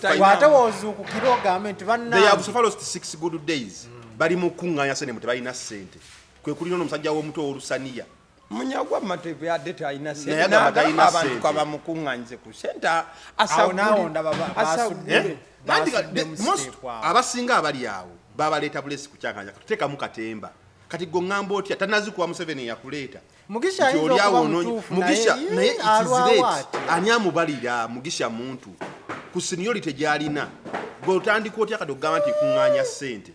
Mugisha atomaze anti yalina waabiri era kyova olaba mugambye I am so disappointed in Mugisha muntu mbala kamunyoka siri disappointed because is typically there for comment. nene gundi yasanze obuzibu mu makubo eyo Ani? naddala mafaabi yavuddewo bubina jawo tukolanga show tetwagala kwogera ku bamafaabi nojjosanga kasiba nte naye atalina ssente so the other participants besigye ali mu komera ate twogere ku mafaabi babaleeta kujja kubuzaabuza abantu nakumala budde tuyinza kungamba kuŋŋaanya ssente budde buno nga naawe ogamba leka twogere ku Bobi Wine tugome ku Mugisha muntu full stop era kati oli ow'omutwe mutaddemu buteesi lwa nsonga nyagadde tulage nti bo bajja mu katemba si bintu bya sirias nkomyawo nkale akomyawo gwe naawe ejire nze kanjogere ku Palaso yekka one I'm disappointed in Palaso bamukozeeko interview bamugamba lwaki ovuddeyo Palaso yamazeemu amaanyi agamba ensonga lwaki yavuddeyo anyumya sitoole bye ebyo ebyekisirusiru maama yali mulwadde nemutwala mu ddwaliro netufunayo obuzibu muganda wange eke yafa netunoonya obwenkanya you see omuntu alina kiriya motive tokolanga nsobi ne bakubuuza kiki lwaki ovuddeyo ng'oyagala kulaga nti embeera mu ggwanga mbi n'oyogera ku bantu bo it is a dead road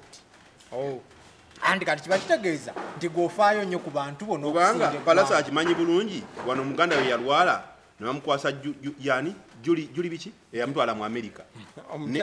eyamutwala mu America naye eyamutwala mu America era gavumenti yaweerezanga ssente zimujjanjaba ssente ze zamujjanjabanga gavumenti ziyaweerezanga kati Palaso totukuba nnyo nnaku ya famire yo mbw ate olwanirira ggwanga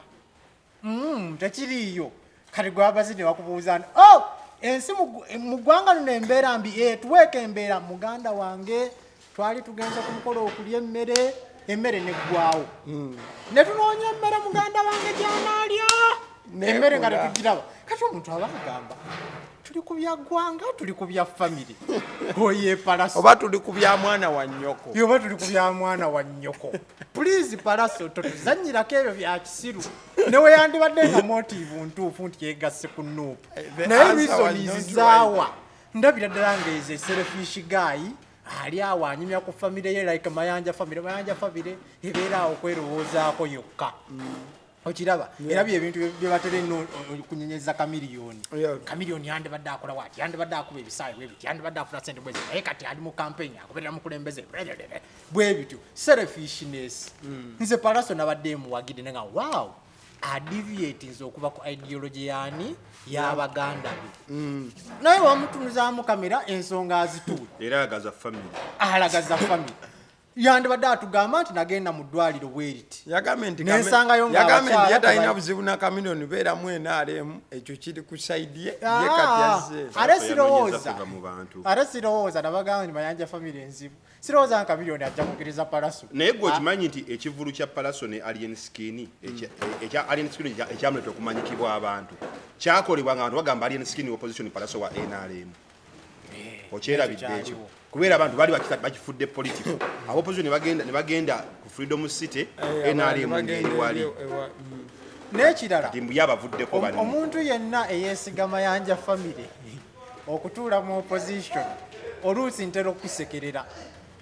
sirowooza nga mayanja kamiliyoni asobola okukkiriza Palaso atuule mu nuupu atereere atebenkere muntudde bulungi atandike okuba ekintu muganda we omukulu baabawo omukulu kyaliko tayinza kukikkiriza ekyo era kamiliyoni ajja kubaako kyapanga tujja kulabanga kamiliyoni sewo yajja mu nuupu naye nga ayagala kaadi ne bagimu mu managa abanyimye kaadi ojjukira ebiseera bwe byaliwo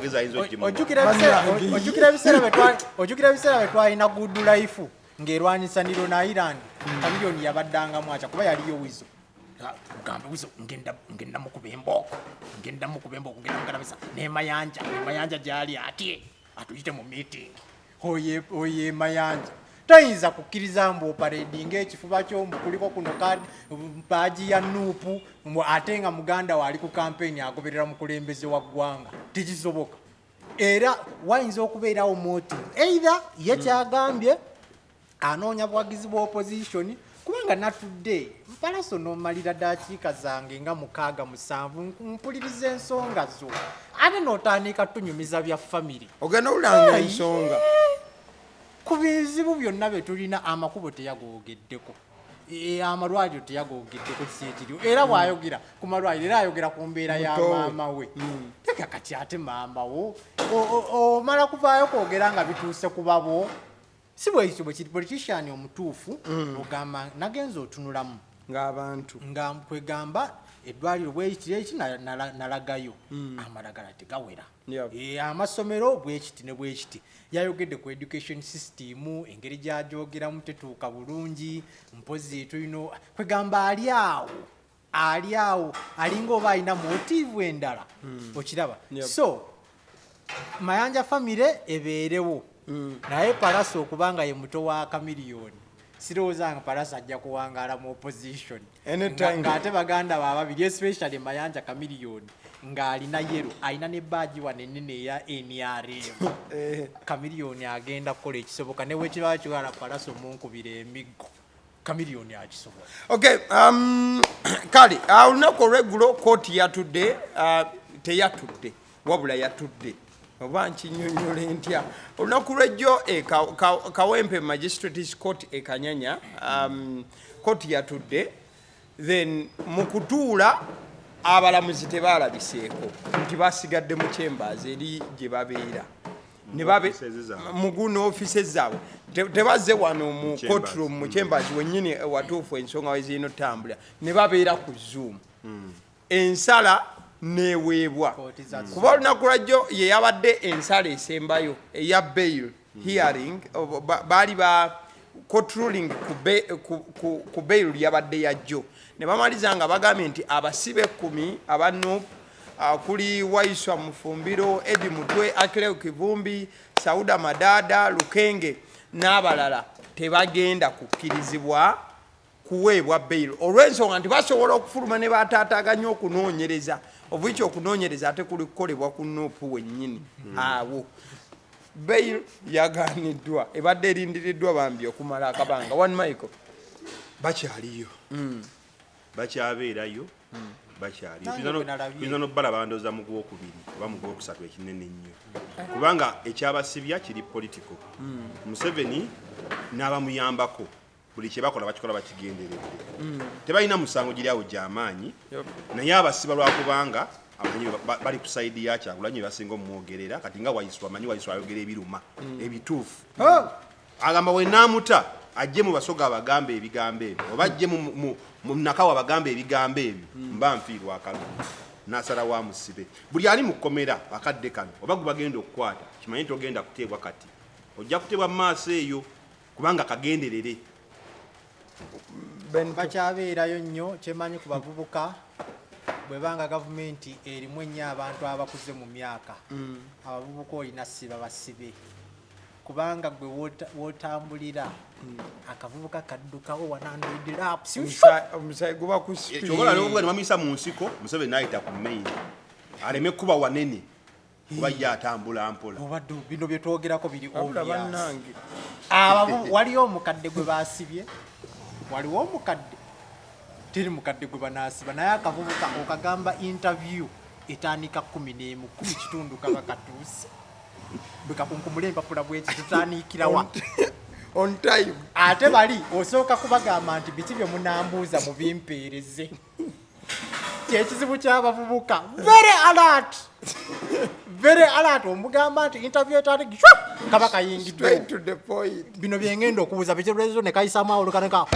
let us start tutandike ekatandika okuba point kati mwe omutandikira nga wakazuukuka ate ne bagamba mulindeko omukulu atuuke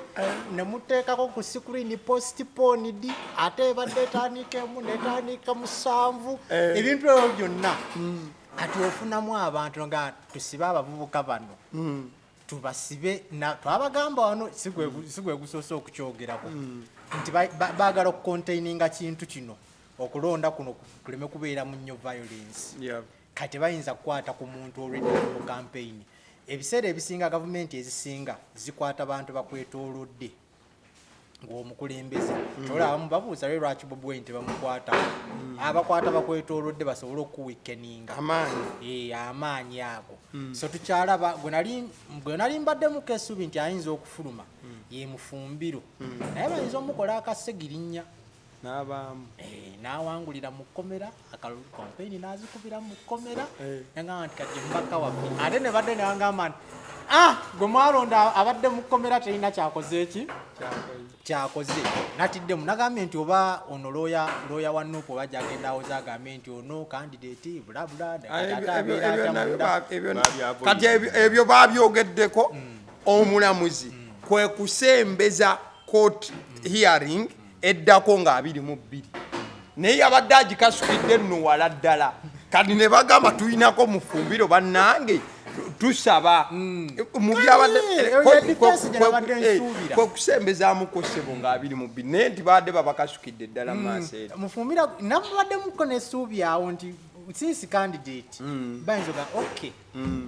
abantu bayinza okwekalakaza nti candidate waffe tetumulabako eno ku kyalo alina okujja okusaba akalulu kati awo ne batyoka bakola ki nti looya wa Nuupu ekyo kyayinza okulembeza wali mufumbiraso ate nenkyamu neŋŋamba tewanga bayinza omukola akasegi n'abaayo nentyamu n'akubira campaign gyali n'awangulira gyali n'abeera mu parliament gyali nga ku TV alaba UBC gundi nti naye awo nanditeesezza bwe nti sobakyabeerayo nnyo beyiro zijjafuuka beyiro kwongerayo kufuuke kwongerayo mpaka nga akalulu kazze campaign ziwedde biki then ate balinde ne political tension ekendeere ebenga ekkamu wansi weti nga abantu balinga ababyerabidde abagambe nti mpozi mwali mutugamba kikuluni mwasaba beyiro okay kale yiino awo balyoke bakole ki baveeyo kale ate nga balina okwetegekera akaddako kati ate baddemu babakomyewo akogibwemukodyo it is the same obvious play kale nga tugenda in the last half of the show just topic 2 tuveewo alien skin abula lwe tuva wano ku weekend show akawungeezi amawole gatandika otambula nti alien skin is missing addamu okulabika ku Lwakusatu ku Lwokusatu nti ali ku poliisi ekatwe era tewaliwo bifaananyi byafuluma nga ali ku poliisi ekatwe mugezi wa poliisi yagamba nti azze ewa directors owa crime intelligence namuhandinga over to police that was the word yakozesebwa omwogezi namuhandinga over eri poliisi era ali katwe bigambo by'omukulu Onyango then sawa ziba ziwera 2 ez'ekiro abafango n'ebitaasa tebatandika obbekuba n'enduulu nti omukulu ffe tumulina avuddeyo then yalabise endooza lwakuna ekiro Friday okusooka olabikako mu kamera nsonga za Wilfred Namuwaya yali Namuwaya Wilfred mwana mulenzi amanyiddwa nga Yugi top dancer okuva mulamu ow'ensi eno nga alien bagamba alina akakwate mu mbeera eyo one Michael here you go Katonda yatukola obuzibu nti amagezi yagateekako geeki yapima amagezi gapimibwa ebipimo era ekikongera amagezi kuba kusoma naye obusiru tebulina geeki teri asoma kuba musiru kituufu teri asoma nti agenda kuba bakusanga mu bitabo kiki obusiru busomerera kufuna busiru tekiri takabana bufuna nabategeezaako wano ne mbagamba alien alina omukisa gumwera temulina kweraliikirira nti byonna bye yakola tewali bagenda kumusiba teri agenda mumusiba olwokubanga ali ku sayidi ya dictator awagira bali twakyogera wano fenna teri agenda musiba kakati akantu ke yakola yeye nyinyi akakola akagendere n'abulawo obutafuna more justice jukira byali bitandise okukyaka abagisweri nga bagaba tugenda we tumukwatirako you anticipate nti yali it was all planned n'abulawo n'afunako ennyumba we yeekukuma oba yagenda n'abeera ng'ali yeekwese kati poliisi bye badde efulumya byonna kuswitchinga mitwe gyammwe mukole ki mugamba ali mikono gya bannamateeka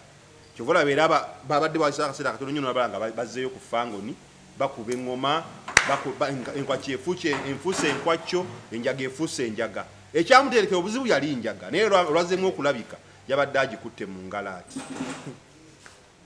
omaliriza ate nina kyennyongerako amagezi tegalina geegi naye obusiru amagezi galiko geegi naye obusiru tebulina geegi fenna twakkiriziganya tebagenda mukwatako nze era nali awo nga bakubene nga kati munoonya mutya omuntu gwe batagenda kwatako onoonya otya omuntu ng'olwedde agaliwo yakola analysis ng'ebagamba tebagenda mukwata Benito yakola agaliwo yakola analysis teri ayinza mukwata negamba waali era wenda abebekulu ng'aseka yesmart nga bwagiramu essaawa naga omusajja waali nga yes obviously nendaba kabadiya omwana oyo nali ngenda ndokubira kabadiya terekeraawo okubuzaabuza eggwanga okimanyi kye bategeeza mafiya boosi okubula mafiya omala gabula ng'amaze okulama mafiya yamala okulama n'alyokaabula nali wano nembanyonyola mafiya teri vidiyo gye nali ndabyeko ku alikaida CNN ndaba nnyo ba alikaida ku CNN ng'omutujju akutte AK47 bw'ati bw'akaaba amaziga USA mwatukoza bubi naye tujja tekisoboka omutujju abeerawo oluusi akwata n'ekijambya ky'omusaayi bw'ati we are now coming USA we are coming abeera mukambwe nnyo naye ne tukeera ne musiriwaza eggwanga mbu mafiya yabuze oba ekigambo mafiya bakyetuuma bwetuuma mafiya 24/7 abaawo security ebeera yeebase waali olina kupangisa sniper amusingolinge out naye tomala ategeko kanakabe naye buli security wezuka nega panange tumunoonya talabika tegamba who is fooling who mafiya amala gabulambu talabika tayinza kubula nali ngenda gamba kabadiya where were you when they were taking mafia boss tubuli byonna byali bipange kutrendinga basically kutrendinga musango gwe yali mwatrendinga nzo musango nali nguteeka ku kabadiya where were you sleeping that night when the boss evaporated where were you can a boss just evaporate and you were there what did you eat that night that made you sleep over and have that hangover and you the bodyguard otandika okubuuza eggwanga nti aliwa oteeke ffe abaabulijjo ku bunkenke tukunoonyeze boosi wo who is fooling who eyo security tezagitegeera ekyo kitegeeza kaali kapange waliwo eyakamubalira nti okimanyi kubeera ne mu vidiyo gye yasembayo kola yagamba mukubenga omulanga omulanga bana bawe kibaddewo mukuba omulanga n'abagamba ekibubuka ssebo kyabazanyira kuba jega bidako byonna mwe mukuba omulanga kubanga kati tebagukubye n'alama n'akola buli kimu nekyekweka era ebisirusiru nebidda looking for alien skin is missing nego balina omubanya tebamumanyi ne bane abasiru tuli mu Uganda bwe balina omubanya tebamumanyi tebamanyi abana banja poliisi abana banja basi abana banjoli bo bayogera nga bogezi our papa is missing amagezi tega no yakola analysis n'abagambira ddala mafia boss waali nze nalaba video ye ngera atugamba pay close attention to what this person is saying look at where she is looking nange nentunulayo gwendeka stay why are these words not making sense nze nsoma video yagano busalamu bo abantu badde bakumadda yali atulengeza mu maaso nti mwenna abawogana bika look at what this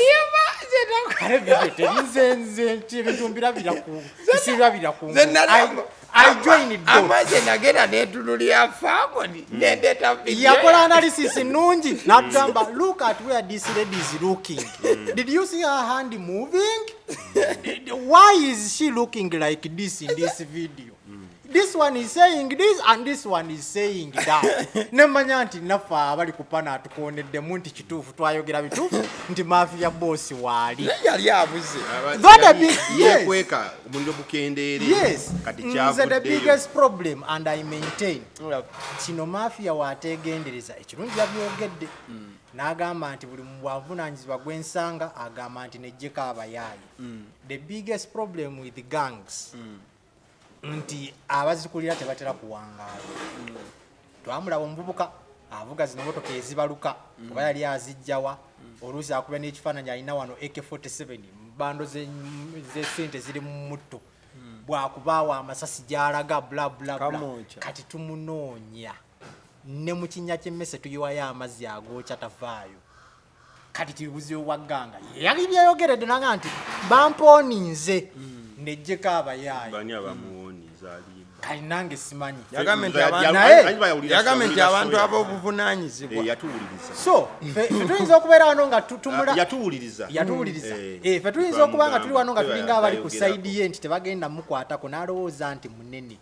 anytime bamukwata yabadde ayogerako ate bwe bakwata gwe wekka bali ajegavu babaleka nga tuvaawo awo Benito kyadayogera nti twakola video fine fe tubadde tukola videos ez'enjawulo because we always give stories nga bweri fe tetwawula just tukukubira torch but nga agaliwo nze nakola story okuva alien bwabula paka lwe yalabise but one question I'm asking where was alien skin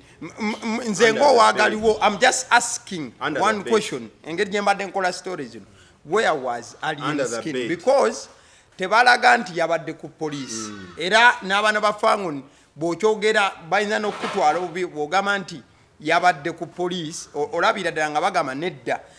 the only time yabaddewo we wano nga zekola statement era n'abadde bagamba nti was arrested abaana ba Fangoni ba recordings ne bagamba ebyo biwulire bifu temubiwuliriza so nzongo wagaliwo I was just asking one question fine we have him back he is safe 100% he made a statement but where was he from Saturday to Wednesday those are 4 good days ezijjudde where was he yabadde question yaffe ali mukalumukenga akumutanja answer ne bwe yakomyewo tagamba nti ku Monday we nali wano ku Sunday we nali wano ku Lwokusatu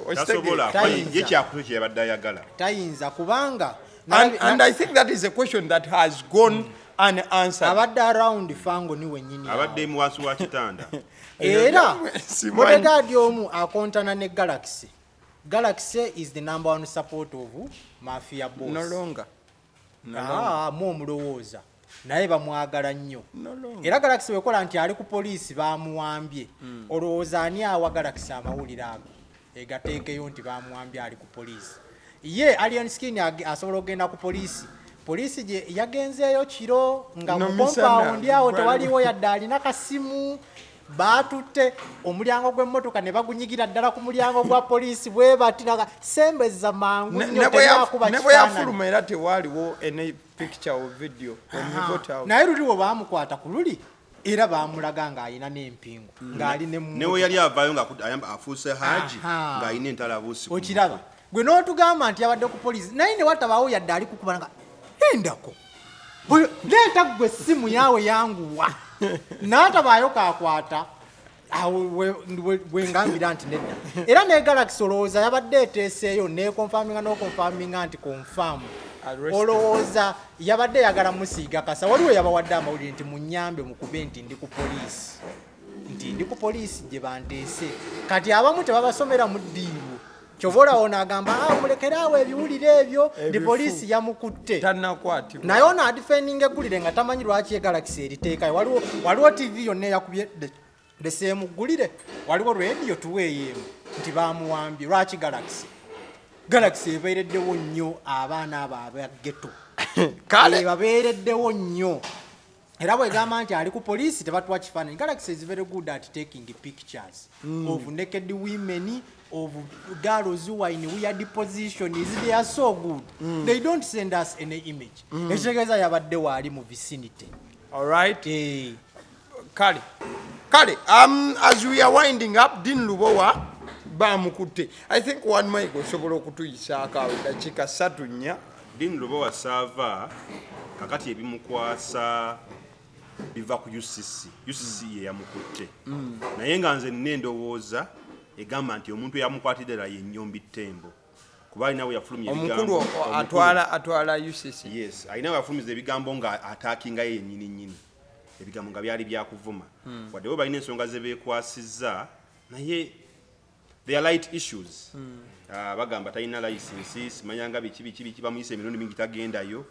Bangi balina bukyano bwabwe. Sinti gwe ngamba nti TV yange ya YouTube ebe efuuse TV. Teba TV because sizze kusasula ebyuma na broadcasting. Sizze kusasula nze nkolera ku YouTube. Era TV 10 ekola ku YouTube. Anyway, yenga yo omuntu kyekizibu eri obulamu bwe. Ani Dean Lubowa saava because basically Dean Lubowa saava yalemererwa okufuna common enemy alinga alien skin. Terajja kujja kuvume olwokuba nga agala yakasente. Twafuna ekizibu mu Uganda, twafuna omusajja tufaako emabega kawo tamale mirundi. Yatekagawo embeera nga avuma wakuvuma n'omuyita n'omuwa ssente. Kuba yasooka ku opposition ne bagenda nga bamuyiga ne bamusonyiwa. N'atandika ba NRM bennyini ababe ng'akuvuma wera wakuvuma bwati n'omuyita n'omuwa ssente ng'atandika okuwaana ate nga oyo mukwano gwange. Gamba bangi bagenze bakikoppa mulunyono gwe bakakuba ennaku ezo naye yakoppa ekyo nti ajja kujja avuma omuntu ng'akimanyi muntu mukulu olwokuba fulufiga agenda vuma omuntu oyo olumuvuma amuyite avume sali musale amuyite amuvese na envaako bazze bakikoppa bangi kati Dean Lubowa saava yagendera mu mbeera eyo ng'aba akola eyo embeera ajja kujja ku attacking aleete evidence ebitakwatagana bulungi naye olwokuba nga you have a name to keep amalirize ng'akola ki nga omuwadde ssente yakikola kujja Ssenyonyi n'amuvuma n'aleeta ebintu nga bingi nga wazimbye apartment wabbye ssente bweziti ne bweziti kati Ssenyonyi n'agamba nedda obogo omusajja munno olekamu akuzze mabega n'amutwala mu kkooti ne kagamba ze nyina evidence ngenda kujja mu kkooti we yagenda mu kkooti yagamba ze nabadde mpandowooza yange ng'omuntu era Munnayuganda sirina bukakafu nabadde just ndowooza bulowooza ndikugamba bw'otambulira mu bulamu obwo obw'okwagala okuvuma obw'okwagala okwataakinga to be paid omaliza n'ogwa mu mitawaana kati yavuma Nnyombi Ttembo nga lozalooza Nnyombi agenda muyita amuweeyo ku kasente amugambe endeka omulimu gwange ngwagala yamukutte era bakyabakwata bangi nnyo n'omuvuka juzi yawona ono awabeera ne bakasuku the juggernaut naye yawona Frank Antambi bali mu mizanyo gye gimu to attack someone they give you some money ne bakuwa akasente odde ku side yaabwe which is not right. So bakyabasiba ne Dean Lubowa saava wadde munnamawulire era abantu bannamawulire abasinga gatuli society ye naye ye nga yalina okwetereeza ategeere nti profession egamba ki. People bava ku profession olw'omugenzi oli kye yabateekamu nti you can ignore the profession no attacking to be paid because that's how you used to survive. Tewali kirala. Okay, as we are getting out of here twaina Yoweri album Yoweri album Yoweri album weri bagitadde munnange ina n'ennyimba nnyingi Yoweri album kulina oluyimba lwa Sebbaali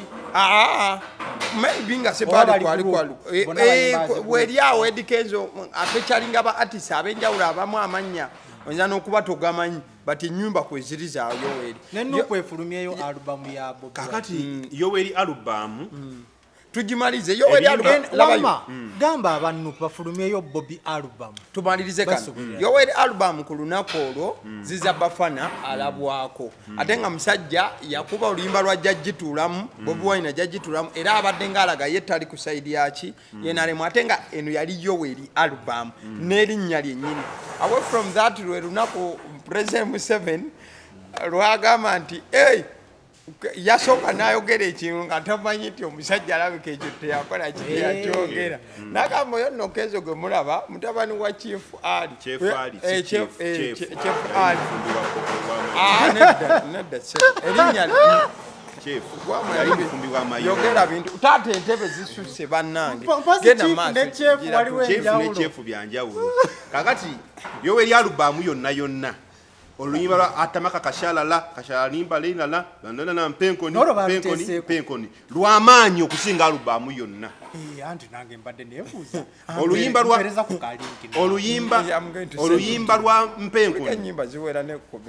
mpenkoni lwamaanyi okusinga alubamu y'abanyazi gye baakoze okulya ssente z'omuyivu w'omusolo. No, ngamba album nagirabyeko bagita bwe bamuleeta no nazirabye ennyimba anti kati toyogerera wano anti ekisooka lwaganya okufriendinga because it is a betrayal, it is betraying Ugandans. It is a project that was made to betray Ugandans. Bo balye ssente nga bba abantu era Kenzo ekintu kyalimu kyamutekeratekerwa kyovola bagenda akyusa n'abazadde eno gavumenti ng'enakozesa buli kimu ogenda okikyusa ova mu kifaananyi ekiki ekituufu n'ofuuka omuntu omukozese nga waayina okubeera. Mpozi bw'alina sitoore y'obutofaali yaziikulaani Mzee Hassan omugenzi Kiwalabe ayina kitaawe yamuzaala yamuteekako ne ku social media olala kunagamba my father rest in peace nga ye kitaawe. No, anti Kenzo temwawudde sitore ye Kenzo agamba yakula amanyooli ye taata we ebitundu 10 kati Kenzo bw'akula bw'awulira abamugamba nti Chief Ali yamuzaala bamugamba bugambi yes information agifuna amawuliriza ono muveeko bwafuna information addayo n'aziikula n'afunayo eggumba ly'omugenzi okuva ku kifaali oli n'agenda n'akola DNA e Dubai eyo bagenda okuza ng'ebyaddala kituufu si ye kitaawe kati kifaali yamugyeko DNA kubanga ne kifaali ajja mujjako DNA akizoe nga si kitaawe agambe nze yali anzaala ono gwakubelisa erimu bali bamuyitaani kubanga yalanse kwesiba ku balwanyi yali ani mugenzi agamba oyo ekitaawe naye yesibye ku musajja yafumbanga amayoni mu lutalo agamba ekitaawe agenda akyusa buli kimu because life gyalimu life yokozesebwa nedda mu maje olimba ku ekitiibwa kyo baba wayingira oyingidde kulwana n'omufumbi kyefaali abafumbiranga mayuni ne chai mu lutalo teri piraawo mu lutalo teba piraawo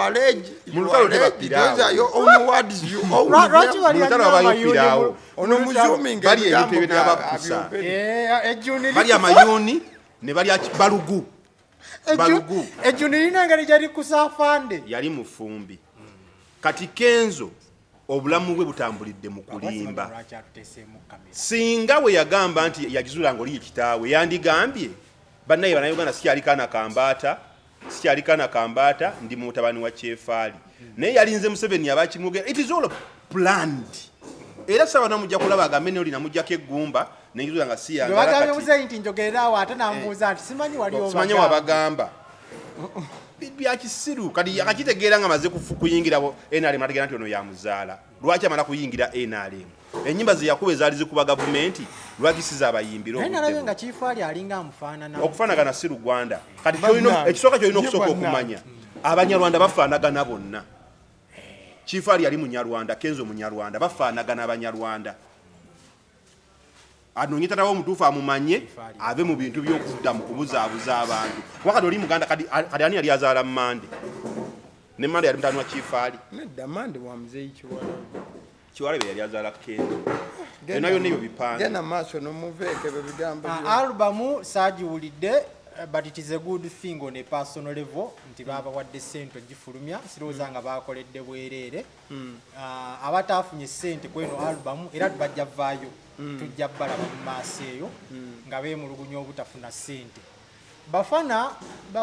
okujja mu NRM omanyi simanyi lwaki mpuliramu ziza Bafana agamba teyegasse ku NRM yali azze ku album launch omanyi ensobya abantu gye bakola agamba nti Eddie Kenzo yamuyita kujja kwa Lubowa eyo yensobya abantu gye bakola omuntu bamuyita ku campaign ayimbe ate n'agamba nti siwagira gye nyimbye badde nakozeeyo ssente but psychological omuntu alaba omuntu ku stage ne oba toyambadde yero naye ng'ogenze ku campaign y'omuntu ne oba toyambadde red automatically obeera okkiririza mu ki kasito jja no campaigningira omuntu obeera ofuuse kitundu newokubanga tocampaignize naye ng'oyimba ennyimba zo n'oyimira ku kituuli kya nuupu obwongo bw'abantu obeera okkiriziganya n'ekisimbe kino nebyekikola kati ekyo Bafana asimanya agenda kivaamu atya kati bwe yatandise okulowoozesa ebintu bingi abantu baali bagamba yagwamu olw'okuba yava mu Bebekulu oba yazze kuzza tutumulye kuba Bebekulu ali eri Bebekulu amukwateko mu bugalo amugambe nti gamba abasajja kati batandika ozannya ennyimba zange bino Bebekulu oli Bebekulu yakyogera n'agamba Yesu walina akuba ku radio n'abagamba temukuba nnyimba zo temukuba zo bayinza okugamba nze abyogedde bagala n'okukuba ezize ebiseera ebyo oba nabo baga temulukuba mukube kati n'abamu Bafana watulowoozesa ebintu bingi netuga kati ate ovaayo n'ogamba nti nze nazze ku album launch ya Eddie Kenzo yabadde alaunchinga album nga bagiyita batya yose kubeera yabadde ya Museveni no album bakuŋŋanya ennyimba ez'enjawulo ne bakola album launch balaunchinga album ki kati ekitegeeza abantu bajja kukkiriza eyo story mbundi mukwano gwa Kenzo nabadde nzize kulaunchinga album kuba yeziza Bafana agamba nti nze Eddie Kenzo ye yakola Kenzo yasalawo nagakaali eddwaliro kasitaba ng'akoze album olina abasezi otudde mbu nabadde nzize kulaba nina mukwano gwange omusezi nga bali abantu nabadde njagala kulaba ebifi babisikanga bwe basika enkoko babitematemanga ebatema okwegamba Bafana kwegamba otulabako amatu otulabira ddala nga tuli basiru n'obuviiri bwobwo obukunkumuka bwe buti nga bukkirira otulabira ddala nga tuli basiru Bafana either you want to revive your mpozi career bagamba mbu yagwa era kati olaba video ezibeera mu nnyo abaana abo ababeera obukunyanga banyeenya ebyensuti kati nze ndaba nga kyekyo one album tetwagiwulidde simanyi nnyimba zibeerako manyi album tezitera nnyo okukola kyobola atubonga naawe akyakola nnyo ku motoka za NRM because it was a single. It was a one so muzeeyi mwabadde just mwagalako ssente mwandikubye oluyimba alidde eddwaliro ddamba mwandikubye oluyimba lumu ne lunyikira abantu kivuga kwennyini ekyo ekya album launch Museveni ayogera ku nsonga badde njerabidde agamba Bebekulu yamutuukira n'amuwa ba biliyoni mmeka ng'agenda kukola ekigenda okuyamba bannayuganda naye Bebekulu Museveni ngejja yayogeddemu yabadde akiraga nti Bebekulu ziri ssente yakuulita nazo nagamba naye Kenzo ye kye yakoze kyanjawulo okusinga kiri Kenzo has been honest kati lwakuba abantu tebakitunulira nnyo lwakuba byalwakuba yali mu luzungu nagamba kuba abagundi bandi badde bakyogerako nyabaki bagagamero soldiers bandiga papa waffe bamugaye yabba Bebekulu was not honest Baruka Bebekulu was not honest yabba sente z'omusajja kati ye Kenzo was honest amma yagamba nti tebannawuliziganya bulungi nedda sebo toyinza kukyazere n'agamba naye Kenzo has been honest engeri gye yali mutabani wa Kyefu and toyinza bitoya mu statement yemu they don't make sense yagamba naye komanyi Kenzo yafuna amaanyi n'okusinga Bebekulu kati mwena alemu tokanga Bebekulu yatwala Kenzo no naye galiwo emiti kibayito bamikisa kuba kati Kenzo bagamba yaddamuleeta badde ngalaga nti waliwo kisaati wange omu yajja n'akuyita n'omusimbi gwange naye gubadde honest kati oli yazirya buli kubeera mu statement yantoze yogera ku Bebekulu eri n'ayogerawo ebintu Bebekulu yagamba nti Bebekulu yamusaba sente came with a proposal and I gave him money to help musicians kya studio kigenda kitya naye ate gobadde honest man bali nnyo kukigamba bantu kitegeeza nti oli bamuwa akasente nebisigala eyo kati